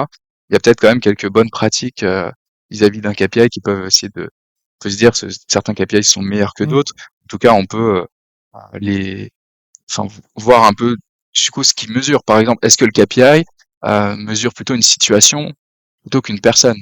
Ah, ça va peut-être un bon KPI va plutôt mesurer une situation. Est-ce que le KPI va mesurer plutôt un changement de comportement, un résultat, quelque chose qui s'est produit dans le comportement que j'observe, et non pas une production au sens quelque chose que moi j'ai produit moi-même. Hein, si mon KPI c'est pour l'an prochain, je veux avoir mené 20 entretiens utilisateurs, là c'est une production, c'est moi qui ai la main mise dessus. C'est moins intéressant que si j'essaie de mesurer ce qui s'est passé dans le comportement des utilisateurs, hein, ce qu'on peut évaluer, je sais pas quoi, par exemple leur satisfaction ou autre. Donc le bon KPI, ça va être plutôt celui centré sur le changement de comportement. Le bon KPI aussi, on peut dire que c'est quelque chose qui doit être un peu inconfortable, hein, qui doit faire un peu mal, qui doit pas être évident. Hein, sinon on parle de KPI de complaisance, mais on va y revenir. Un bon KPI, c'est aussi un KPI qui vise du coup à apprendre quelque chose. Hein. Vous vous rappelez tout à l'heure, on parlait du growth mindset, fixed mindset. Là, peut-être qu'un meilleur KPI, en tout cas, c'est celui qui vise à apprendre quelque chose plutôt qu'à mesurer une performance avec une logique de seuil à atteindre. Et enfin, un bon KPI, c'est un KPI où on a réfléchi à cette dimension qualitative, à ce narratif. Hein, c'est pas juste du chiffre. On s'est aussi posé la question, ok, qu'est-ce qu'ils veulent dire, qu'est-ce qu'ils veulent dire ces chiffres-là, et comment ils s'insèrent dans l'histoire de la société, de l'entreprise dans laquelle on travaille. Tout ça, je pense que alors faut voir plutôt ça comme des axes. Hein, c'est pas noir ou blanc. C'est des axes et ça permet peut-être d'essayer de situer le KPI sur lequel on essaie de travailler et se dire bon, est-ce que c'est un bon KPI ou pas? Ouais. Je pense que cette réflexion est intéressante, Quentin et Antoine, parce que justement, je pense que dans la tête de la plupart des designers, dont moi, le KPI, c'est vraiment axé plutôt chiffres. Et finalement, ça a peu d'intérêt, c'est pas peu d'intérêt, mais ça a peu de, c'est très différent par rapport au métier qu'on pourrait avoir ou qu'on pourrait penser. Mais ça, on va y revenir un peu plus tard également. Ouais. Et Ouais. Non, mais il y a, oui, excuse-moi, vas-y. non, mais ça, c'est méga important. C'est la perception du chiffre. On n'est pas sur des mathématiques fondamentales. Les chiffres, comme on dit, on veut bien leur faire dire ce qu'on veut, mais bon, au-delà de cette citation, les chiffres, en fait, il y a toujours un storytelling. Les chiffres, comment on ordonnance notre compréhension du réel. Donc, ça a un sens. Ces chiffres nous permettent de donner un sens. Donc, par exemple, quand on parle de chiffre business, ça a un sens. Ça veut dire que l'entreprise est là principalement pour faire du profit. Si une entreprise décide d'avoir des objectifs qui sont aussi, par exemple, je sais pas, en termes d'inclusivité ou d'impact environnemental, elle donne un autre sens parce qu'elle ne se fonde pas que sur des indicatifs financiers. Donc, pour moi, au contraire, c'est fondamental. C'est ce qu'on disait, c'est le KPI ou la mesure de la performance. ça dit toujours quelque chose sur notre posture, sur qui on est, sur pourquoi et sur ce qu'on vise en réalité. Donc, et ça, pour moi, faut vraiment l'avoir en tête, parce que c'est tout l'enjeu, c'est ne pas prendre le KPI comme des maths, mais comme une manière d'appréhender le réel et d'appréhender aussi les objectifs qu'on se fixe. D'accord. Et d'ailleurs, ça fait partie de la question suivante, parce que c'est vrai que j'ai échangé avec certains designers qui se demandaient en fait aussi, est-ce que les KPI peuvent nuire à la créativité? Qu'est-ce que vous en pensez? Bah, en fait, je pense que c'est ce que j'ai dit tout à l'heure. En fait, il y a une prémisse implicite dans cette question qui sont les KPI. Bah, c'est des maths, c'est des sciences, versus le design, c'est la création, l'inspiration, l'émotion, et les deux sont opposés. Mais en fait, c'est deux choses différentes, et surtout qui n'interviennent pas au même moment. Donc pour moi, les deux ne s'opposent pas. Au contraire, c'est juste des étapes dans un processus. Le KPI, comme on disait, permet de mesurer si on atteint un objectif. Donc c'est une mesure de l'existant. Donc qu'est-ce qui se passe concrètement dans la chaîne de valeur? On se dit, j'ai mon OKR, j'ai mes initiatives, par exemple.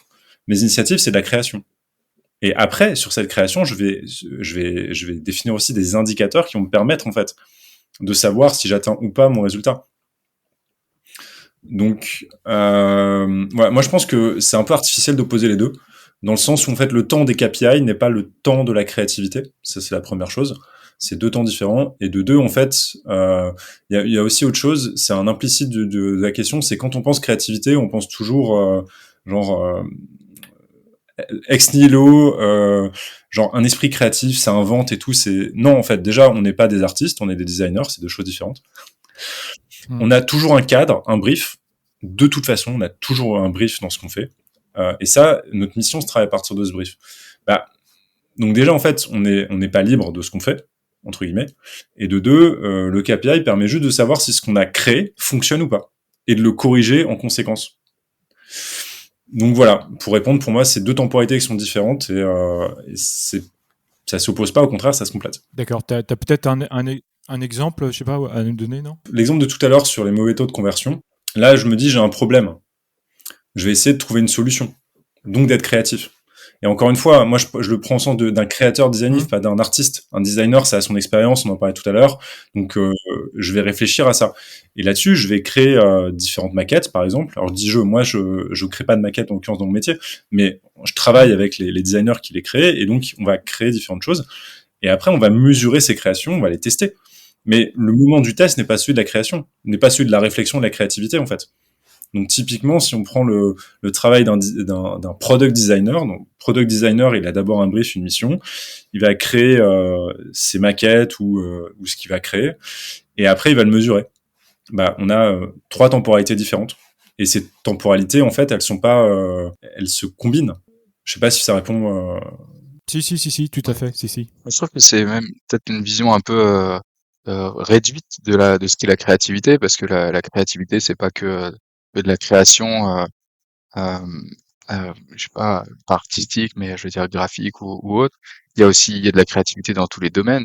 Je pense par exemple, nous on a bossé avec Pierre pour Pôle Emploi il y a quelques années, et on travaillait sur un parcours utilisateur notamment dans lequel les demandeurs d'emploi étaient accompagnés par des téléconseillers.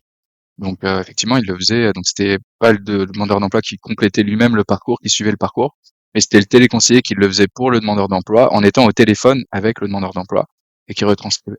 Et là, comme c'était un prestataire externe qui s'occupait de ça, ça représentait des millions et des millions d'euros. Et donc, comme on modifiait le parcours, fallait s'assurer de la durée du parcours avec les téléconseillers, et donc de savoir combien est-ce que les téléconseillers allaient passer énormément de temps ou pas avec les demandeurs d'emploi. Et donc, on a orchestré, on a fait un prototype très poussé, on a orchestré un test utilisateur avec de nombreux téléconseillers et demandeurs d'emploi pour estimer justement ce temps-là et pour voir si finalement ça coûtait pas tellement cher que Pôle emploi devait carrément arrêter la prestation externe et acheter un immeuble et il faut des téléconseillers payés par Pôle emploi. Ça finalement reviendrait peut-être moins cher. Donc, il devait prendre vraiment des décisions extrêmement stratégiques et Et donc, on a fait ce test-là et on a dû mettre en place tout un procédé pour réaliser ce test utilisateur et qu'il ait une valeur probante, enfin, en tout cas, qu'on considère probante, qui nous a demandé beaucoup de créativité, hein, au final. Donc, non, je dirais, et donc, il fallait suivre une métrique qui était celle du temps passé sur le parcours, quoi. Et donc là, on a dû aussi faire preuve d'énormément de créativité. Donc, moi, je trouve pas que ça nuit à la créativité en tant que telle. Et après, je partage effectivement tout ce que disait Antoine. Et le, ce qui est super important peut-être aussi à retenir là-dessus, pour dédramatiser encore une fois, c'est que en fait, on a deux façons de voir les KPI. Soit c'est une façon où on va en fait, le KPI c'est quelque chose qu'on subit parce qu'en fait, il va mesurer notre travail, il va servir à d'autres personnes de mesurer notre travail, donc de mesurer notre performance, hein, sous-entendu. Soit on considère que le KPI c'est quelque chose qui va nous permettre d'apprendre. Et finalement, est-ce que c'est pas bien aussi de se dire quelque part, tiens, je peux mesurer en partie ma créativité? Est-ce que ma réponse telle problématique utilisateur, j'ai utilisé ma créativité pour apporter telle réponse. Je peux mesurer finalement si cet usage de ma créativité a été intéressant et je peux apprendre. Du coup, peut-être que je verrai qu'en fait non, c'était peut-être pas la meilleure façon de faire et cultiver d'autres aspects, enrichir ma créativité. Enfin, en fait, on peut voir ça d'une façon très négative ou très positive. C'est vraiment une question de point de vue. Ouais, et pour rebondir, même le fait de faire des KPI, ça fait appel à la créativité. Parce qu'on l'a vu, enfin, il y a des bonnes pratiques, mais il n'y a pas, genre une recette de cuisine pour les KPI. Il y a des process et tout, mais après, pour définir le bon KPI, donc la carte entre guillemets, bah, faut être créatif, faut inventer des choses. Alors c'est une créativité qui est peut-être pas artistique, mais c'est aussi une forme de créativité, de réflexion. On part de zéro et c'est nous qui créons ça en fait. Donc, moi en tout cas, je sais que je m'éclate à créer des KPI ou à réfléchir à des plans de mesure, et c'est un truc où je fais preuve, je pense, de créativité. Alors voilà, après, je- tout le monde ne partage peut-être pas ce kiff qui est le mien, mais comme je reproduis pas toujours la même chose, je pense que je suis un minimum créatif pour m'adapter au contexte, pour m'adapter sur parfois quand je découvre un nouveau sujet ou par exemple, moi j'ai découvert la fonction publique récemment, j'ai adapté pas mal de choses, etc. Donc voilà, je pense que c'est aussi la créativité. Ouais, puis comme le disait Quentin, c'est effectivement c'est où est-ce qu'on situe le curseur de la créativité, à quel niveau, quand est-ce qu'on est créatif, etc. Bon, ça c'est ça fera peut-être le sujet d'un autre épisode. Ouais, j'ai fait des études de littérature assez poussées et je peux te garantir qu'on pouvait passer des heures sur la notion de créativité, que ce soit en philo, en littérature ou autre, ou même en histoire. Donc ouais, je pense que tu peux en faire une série de podcasts dédiés si. Alors, il y a Delphine Ponge et Liv Danton-Lefebvre qui parlaient aussi d'impact sur une team design. Est-ce que finalement, le fait d'installer des KPI design, par exemple, au sein d'une équipe, est-ce que ça fait mieux avancer l'équipe? Est-ce que c'est obligatoire d'installer des KPI, etc.? Euh, déjà, on a parlé tout à l'heure de l'expérience entre guillemets, de l'instinct ou autre. Euh, je pense que pour encore dédramatiser les choses, on peut quand même dire que dans un certain nombre de domaines, il y a une connaissance qui est telle ou une expérience qui est telle que on va mettre des KPI, mais on est moins obligé de mesurer. Par exemple, faire un site e-commerce, bon, il y a quand même un certain nombre de bonnes pratiques qui ont été écrites sur le sujet. On n'est pas obligé de tout retester, de tout mesurer pour savoir ce qui fonctionne ou ce qui ne fonctionne pas. Donc ça, c'est un peu déjà pour dénormatiser. On n'est pas obligé de tout mesurer, on l'a déjà dit. Mais après, par contre, pour moi, c'est obligatoire de mesurer. C'est-à-dire que je vais faire un parallèle avec la pub.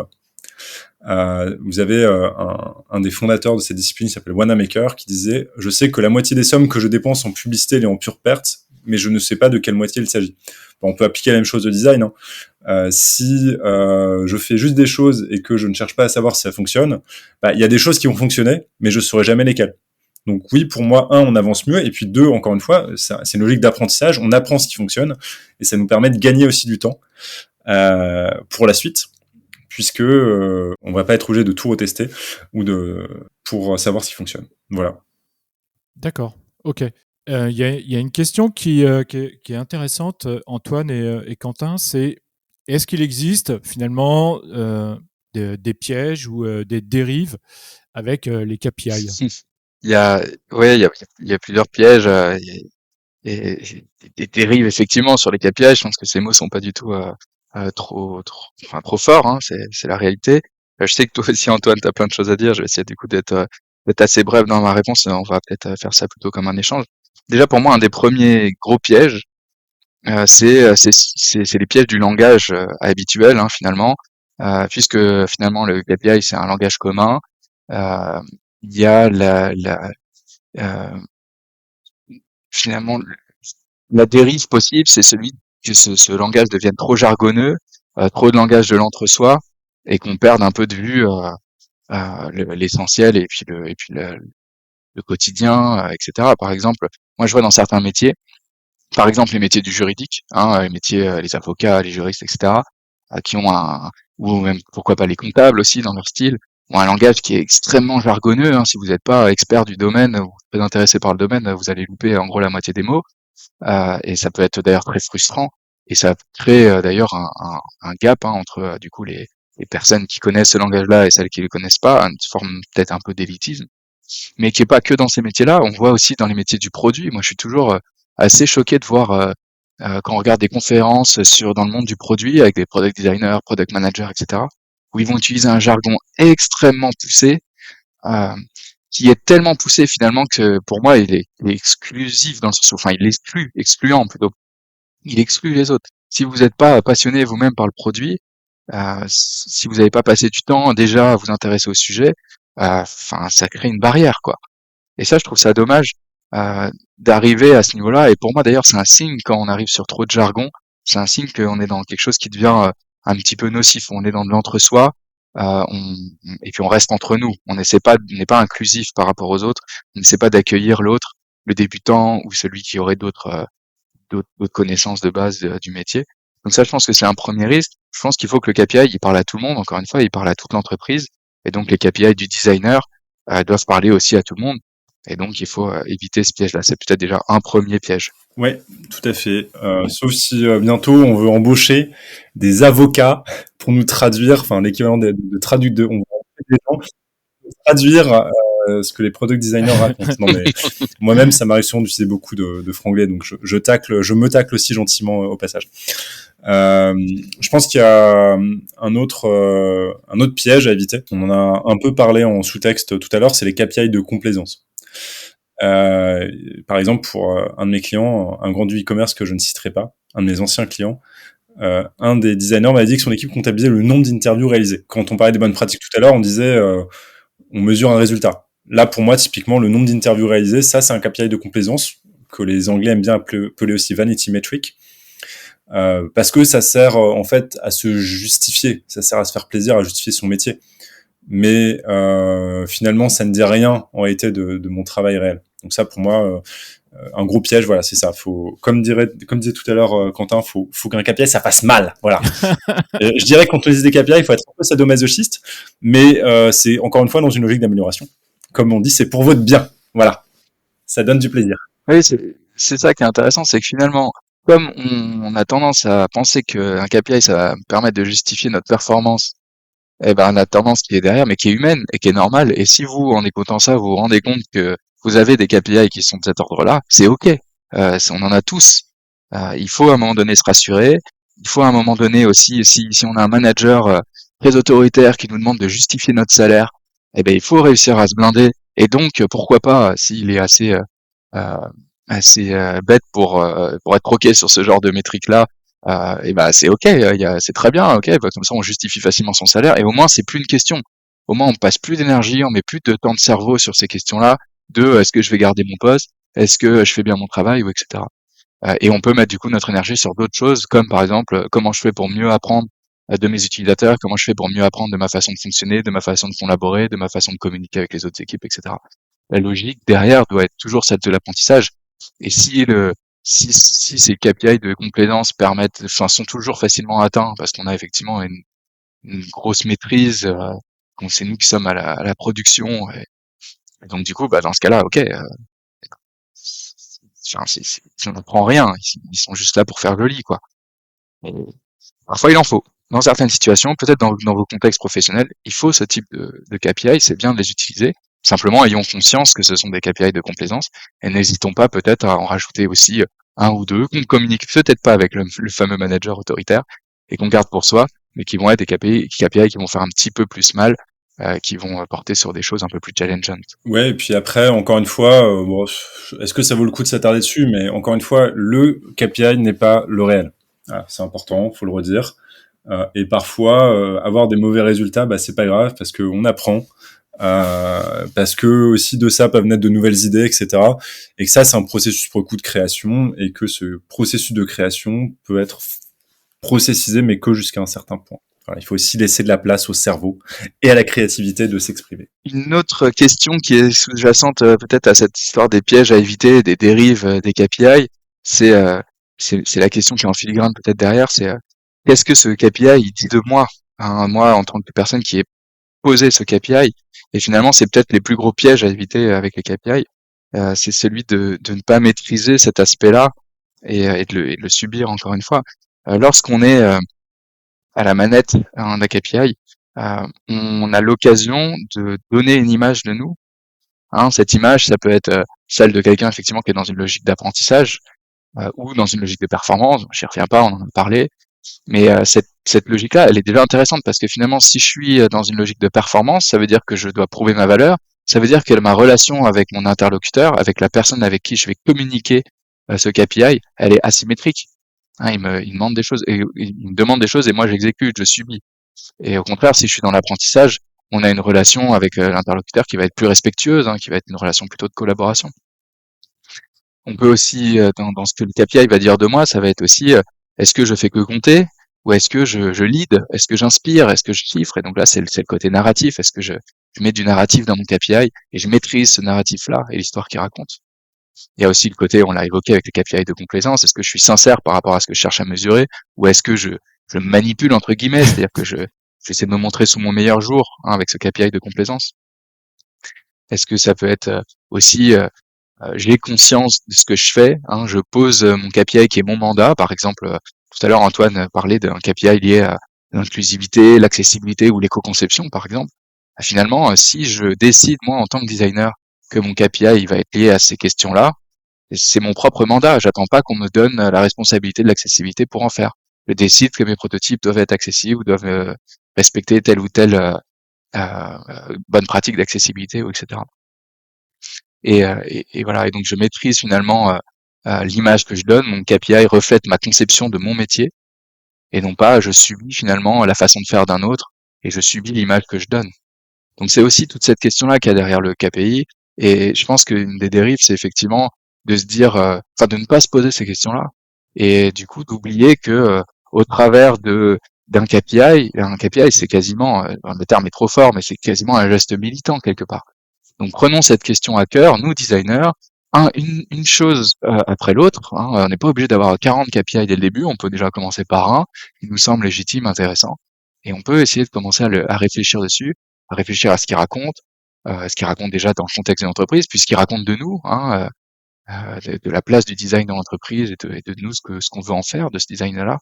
Et puis ensuite, voilà, essayons de tirer cette pelote de laine et là, je pense qu'on va dans une démarche qui évite déjà pas mal de dérives et qui permet d'avoir une réflexion consciente par rapport au KPI en tant que designer. D'accord, c'est super intéressant. Je pense qu'il y a un grand nombre de designers qui vont se dire, tiens, effectivement, je vais commencer par mettre en place un KPI et puis je verrai qu'est-ce qui va se passer ensuite. Nous arrivons maintenant dans l'avant-dernière partie et vous allez nous présenter un petit peu un outil. Vous êtes en train de travailler aujourd'hui sur un concept, un produit, pardon. Est-ce que vous pouvez nous en parler, s'il vous plaît? Donc oui, effectivement, on travaille sur un outil en ce moment. Alors, il n'est pas encore tout à fait abouti, mais c'est effectivement un outil de réflexion, de rétro-ingénierie sur le KPI. L'idée, c'est de se dire, soit vous fixez un KPI et puis ensuite vous utilisez cet outil pour justement essayer de le triturer, de le malaxer, de le challenger. Soit vous êtes dans une boîte où il y a déjà des KPI et vous allez aussi faire ce travail de rétro-ingénierie sur ces KPI et qu'est-ce qui nous a poussé à les faire, etc. On a parlé tout au long de cet épisode de podcast des différentes parties de cet outil. En fait, c'est 3 étapes qui sont un peu 3 filtres ou plutôt 3 tamis, hein, par lesquels on va faire passer les KPI. On va essayer de le secouer. Donc, on va avoir 3 étapes pour le secouer. La première étape, ça va être cette réflexion sur c'est quoi ton KPI. Donc, c'est quelle est la métrique, le quoi, qui, où, quand, combien. Donc, on évoquait, j'y reviens pas, on en a pas déjà parlé. La deuxième partie, c'est le plutôt comment. C'est est-ce que c'est un bon KPI? Donc là aussi, on en a déjà parlé. Est-ce qu'il évalue une situation? Est-ce qu'il mesure un changement de comportement? Est-ce qu'il fait mal? Est-ce qu'il vise à apprendre quelque chose? Et est-ce qu'il est uniquement quantitatif ou est-ce qu'il a une dimension narrative? Et le troisième tamis, c'est celui de qu'est-ce que ce KPI dit de moi, hein, et c'est le titre de ce podcast, hein, qui est dis-moi quel KPI tu utilises et je te dirai quel UX designer tu es, qui est finalement euh, le, le- la réflexion autour de quelle est l'image que je donne en utilisant ce KPI-là. Est-ce que ma relation avec mon interlocuteur est respectueuse et on collabore, ou est-ce qu'elle est asymétrique? Est-ce que j'inspire ou est-ce que je fais que chiffrer? Est-ce que je suis uniquement un comptable ou est-ce que j'ai aussi de l'inspiration dedans? Est-ce que je suis sincère dans ma démarche ou est-ce que j'essaie de manipuler avec un KPI de complaisance? Est-ce que j'ai une posture de bonne foi avec un narratif qui est déjà réfléchi? Ou est-ce qu'au contraire j'essaie de reconstituer le narratif après coup, après que j'ai effectué la mesure, hein, finalement je reconstitue l'histoire, du coup c'est un peu facile quand on fait ça, de réfléchir à l'histoire à la fin. Et est-ce que j'ai conscience de ce que je fais? Est-ce que le KPI est mon propre mandat? Est-ce que je l'ai bien posé en fonction de mes valeurs? Ou est-ce que je subis finalement la façon de faire d'un autre? Donc tout ça, voilà, on l'a déjà évoqué, hein, j'y reviens pas plus en détail, mais voilà l'outil, grosso modo, c'est 3 tamis.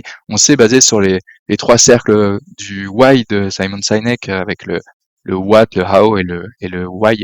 Et donc c'est ces trois tamis-là. Voilà, c'est ça l'outil. Ouais, sur l'outil lui-même, Quentin l'a très bien présenté. De manière générale, on a commencé une réflexion sur est-ce qu'on peut, comment dire, donner une base de discussion, de connaissances, de travail pour les KPI au design. Et donc, c'est une réflexion qu'on a à peine commencé, hein, et qu'on mène donc tous les deux, mais également quelqu'un qui n'est pas présent dans ce podcast, Pablo, qu'on salue au passage.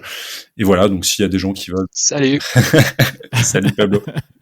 Voilà, et donc s'il y a des gens qui veulent se joindre à ce projet, eh bien, vous êtes les bienvenus. Et puis, on pourra vous en dire plus. Alors, si un petit détail, ce n'est pas un projet payant, hein, c'est un projet bénévole. L'idée, c'est de participer à notre niveau à la communauté design, et donc il sera en open source. Voilà. D'accord. Ok. Bon bah très bien. Et est-ce que quels seraient ces avantages finalement? Est-ce que je comprends que vous vouliez le mettre à disposition du public. Qu'est-ce que vous visez comme objectif avec cet outil ou ce produit? Je ne sais pas comment l'appeler. Bah, ce qu'on fait avec ce podcast. Non, c'est-à-dire répondre à toutes les questions qui t'ont été posées et toutes les autres qui n'ont pas été posées, pour permettre justement à la fois de dédramatiser cette question des KPI, mais aussi de faciliter tout le travail des designers, qu'ils soient UX researcher, UX writer, product designer, UI, etc., pour leur permettre de leur mettre le pied à l'étrier pour ceux qui ont du mal avec ça, et pour ceux qui ont déjà expérimenté dessus, pourquoi pas qui complètent cette base. Voilà, c'est ça un peu l'idée, hein. C'est nous, on lance un petit truc et puis après on va voir comment réagit la communauté, et l'idée c'est de l'enrichir et de permettre justement que cette question des KPI on soit beaucoup plus serein. Je dis on, c'est en général en tant que designer face à elle, et voilà, ça c'est l'ambition. D'accord, ok. Ouais. Si ça vous parle, si ça vous évoque des choses, n'hésitez pas à nous contacter et on sera très heureux d'en parler avec vous. Maintenant, nous arrivons à la dernière partie qui est la conclusion. Je pense que vous utilisez aujourd'hui régulièrement les KPI dans votre quotidien. Tu l'as dit, Antoine, tu en as parlé, Quentin également. Et qu'est-ce que ça évoque aujourd'hui pour vous? Quel est aussi le ressenti peut-être des équipes que vous avez en face lorsque vous avez mis en place ces KPI, et quels sont les bénéfices? Il y a plusieurs cas de figure en fait. Je vais commencer par pas le pire, mais celui où en fait même le commanditaire en fait n'a pas vraiment une grande idée de ce que sont les KPI, même si ça peut figurer dans les demandes. C'est un peu douloureux au début, mais au final ça permet justement de factualiser un peu les choses et d'avoir ce dialogue dont on parlait tout à l'heure. On a passé beaucoup de temps à dédramatiser les KPI, c'est très important, mais il faut quand même avoir en tête que quand on en met en place, c'est pas toujours simple, voilà. Donc comme tout, mais ça permet en fait de gagner beaucoup en sérénité au fil ensuite des discussions et puis surtout de crédibiliser beaucoup son action. Moi, je suis intervenu beaucoup en externe, hein, que ce soit quand j'étais directeur de la stratégie chez Puzzle ou aujourd'hui je suis à mon compte. Et donc, ça permet aussi de crédibiliser davantage le métier parce que ça aussi un gage de sérieux aujourd'hui, quoi qu'on en dise. Voilà, donc ça, c'est dans la situation, on va dire, un peu la pire. Et puis après, dans des situations où il y en a pas beaucoup, mais où on apporte ça, bah, les gens généralement sont heureux en fait, parce que on le fait à la fois pour améliorer les choses, mais moi j'aime bien aussi partager, former, etc. Et donc ça permet de faire monter aussi en compétences en interne. Donc dans ces conditions-là, on va dire c'est très positif justement. Et puis sur des organisations qui sont déjà très matures sur ces questions-là, vous êtes juste en fait au niveau et vous n'êtes pas à la rue. Donc vous pouvez apporter des connaissances qui sont plus celles du design, mais dans des organisations qui sont déjà câblées produits, déjà orientées sur des KPI ou OKR. Et du coup, c'est juste ok, quoi, c'est cool. C'est beaucoup plus agréable. On apporte plus une compétence supplémentaire, mais ça évite aussi d'être à la rue. Voilà. Moi, je te rejoins, Antoine, hein, les KPI, on en parle avec cette facilité, et quand on dédramatise, et qu'on veut dédramatiser ce sujet-là, on dit pas que c'est facile pour autant. Hein. Moi, je sais que dans mon quotidien professionnel, j'essaie de fixer des KPI aussi bien avec mes clients que pour la gestion de ma boîte, et c'est pas facile, et on n'y arrive pas. Parfois, on les oublie, parfois on n'arrive pas à les atteindre, parfois on n'arrive pas à les expliquer. Parfois, on change de plan. Hein. On avait fait une cartographie, et puis finalement, on se dit que c'est plus la meilleure. On y ajoute des choses. Voilà, le but, c'est que ça suscite des débats, ça suffit des débats positifs, bien sûr, que ça ouvre des sujets, que ça mène à la discussion, euh, que ça pousse à la communication entre les équipes, et peut-être à challenger les responsabilités de chacun. Euh, c'est ça le plus important pour moi. Après, d'un point de vue plus perso, les KPI, encore une fois, hein, c'est des choses qu'on utilise au quotidien. Moi, je sais que j'ai dans ma dans mon histoire professionnelle, au travers de mes études en psychologie, fait beaucoup de quanti et de stats, etc. Mais en fait, je remarque, si je suis parfaitement sincère, que le côté KPI et le quanti va même un peu plus loin. Je vois que typiquement, euh, moi, je fais partie, comme je pense beaucoup d'entre vous, et peut-être que certains qui nous écoutent vont s'y reconnaître, quelqu'un qui a parfois du mal à me sentir à ma place. Donc, j'essaie toujours de trouver un peu des indices qui me disent que bah oui, je suis bien à ma place, que j'ai fait des bons choix, etc. Et du coup, le fait d'avoir créé ma société, et ce KPI est très important dans la vie quotidienne, qui est l'argent, hein, tout simplement. Donc celui d'avoir au bout d'un moment m'être rendu compte que ma boîte gagnait de l'argent et que moi j'arrivais à me payer à travers de ça aussi, bah, c'était très important pour moi, et je le dis sans aucun problème, pour mon image personnelle, pour mon estime de moi. Et à un moment donné, j'ai trouvé du coup dans cet accomplissement-là quelque chose d'extrêmement important qui permettait de quelque part montrer ma valeur, et donc de me sentir plus à ma place. Donc les KPI, c'est quelque chose qui est, enfin, qu'on utilise tous forcément au quotidien, toujours.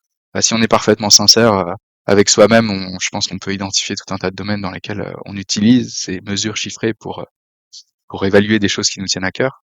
Et finalement, du coup, bah c'est toujours important de réussir à apporter cette vision-là, et à naviguer sur ce type d'outils. On est tous un peu des KPI réfractaires. Hein. Un KPI, ça définit qui je suis. Qui je suis, c'est une des plus grandes interrogations de l'univers, évidemment. Définir qui je suis, c'est se définir par rapport à l'autre. L'autre va ensuite se positionner à partir de ça. Et on crée du coup notre langage commun. C'est ce qu'on dit depuis tout à l'heure avec Laurent et Antoine. Euh, donc le langage, c'est avant tout une histoire de posture. C'est l'histoire qu'on se raconte nous-mêmes et qu'on raconte aux autres.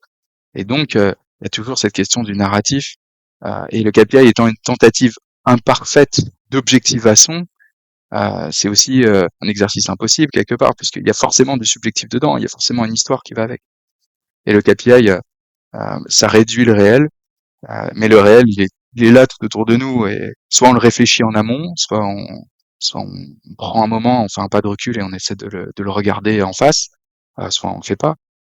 Et ça dit quelque chose de nos motivations profondes, de celui qu'on veut être et des motivations profondes de notre organisation. Il dit souvent d'ailleurs, ce KPI, des choses qu'on n'a pas envie d'entendre, et faut que nous, on soit en capacité de les entendre aussi. Euh, et puis, ça dit quelque chose de notre vision du monde, hein, et aujourd'hui, il n'y a pas de KPI du bonheur, il n'y a pas de KPI de l'amour, hein, c'est peut-être une bonne chose aussi. Le KPI de la créativité. C'est voilà, il faut accepter que le KPI a un rôle à jouer, que ce rôle il est pas parfait, il est pas absolu. Il y a certaines grandes questions qui auront jamais un KPI pour les mesurer et c'est ok. Mais je pense que nous, en tant que designer, il va aussi de notre capacité à prouver la valeur de notre métier et à prouver l'impact qu'on a dans ce qui se passe au niveau business, ce qui se passe dans les entreprises. Euh, Au travers de ce prisme-là, il faut qu'on s'en empare collectivement et il faut qu'on s'arme sur ce sujet-là. D'accord, c'est vraiment super intéressant. En tout cas, le fait d'en parler effectivement dans cet épisode, comme tu le disais, ça dramatise voilà les choses. Et je pense que c'était une bonne chose effectivement que vous veniez en parler ici. Pour terminer, je voudrais juste vous laisser la conclusion. Peut-être que vous avez quelque chose à dire. Bon, tu viens un peu de dire quelque chose, Quentin, mais peut-être que vous avez peut-être une conclusion un peu plus personnelle ou que vous voudriez partager. Ah, je voudrais remercier mes parents, ma sœur, ma compagne. Non, mais je pense que dans le design, on a une grande force, une très très grande force, c'est la communauté. Bon, c'est aussi pour ça qu'on veut mettre à disposition cet outil dont on parlait tout à l'heure. Mais au-delà de ça, si jamais vous êtes largué en termes de KPI, plutôt d'estimer que vous êtes une grosse merde, et je le dis d'autant plus facilement que je suis passé à une époque par là aussi, demandez. Voilà. Ayez pas peur d'aller voir des gens sur LinkedIn qui ont déjà travaillé sur ces questions. Ça peut être Quentin, moi, mais il y a plein d'autres personnes qui les ont mis en place dans leurs organisations. Et ils auront plein de trucs à vous raconter, et c'est aussi comme ça en fait que on peut avancer, quoi. Donc moi en conclusion, allez voir les gens, c'est méga important, moi je pense, et vous verrez qu'il y a plein de gens qui ont des trésors de choses à dire, hein. Avec Quentin, on échange avec beaucoup d'autres professionnels comme d'autres personnes, hein, bien sûr, mais on enrichit toujours notre pratique, et on est loin en plus d'avoir la parole absolue sur les KPI. Et là, ce qu'on a présenté, c'était vraiment notre vision. Il y a plein d'autres personnes qui pourraient vous présenter d'autres visions, d'autres manières de faire. Moi, je pense que j'ai fait déjà une très bonne conclusion et je vais peut-être m'arrêter là. En tout cas, oui, effectivement, je rejoins Antoine. N'hésitez pas à contacter, parlez-en autour de vous. En tout cas, parlons de ce sujet davantage, chacun à notre façon, et emparons-nous de ça, effectivement, grâce à cette force qu'on a d'avoir cette communauté de designers. Eh bien, merci beaucoup en tout cas à vous deux. C'était vraiment un sujet passionnant. Et finalement, j'ai appris beaucoup de choses aussi. Donc, je pense que ça va vraiment servir à la communauté. T'en parlais à l'instant, Quentin et d'ailleurs Antoine aussi. Vous en parliez et je pense que c'est vraiment important de partager votre vision ici dans Design Plus. C'était vraiment sympa en tout cas. Merci beaucoup. Merci Laurent de nous avoir accueillis. Oui, merci Laurent, ton accueil. Encore merci à Antoine et Quentin d'être venus dans Design Plus pour parler de ce sujet qui est important aujourd'hui et qu'on évoque beaucoup dans les équipes produits. Personnellement, j'ai beaucoup apprécié leur approche de rester simple sur ce sujet qui peut être complexe. Merci à toi d'avoir écouté cet épisode. N'oublie pas de le partager autour de toi sur LinkedIn, Instagram, Twitter, Facebook et ailleurs. Tu peux aussi noter le podcast et écrire un commentaire sympa sur ta plateforme d'écoute pour partager ton avis avec les autres designers. Et pour continuer à écouter le podcast, recevoir les notifications des nouveaux épisodes de la saison 10, n'oublie pas de t'abonner sur ta plateforme d'écoute. À bientôt, salut!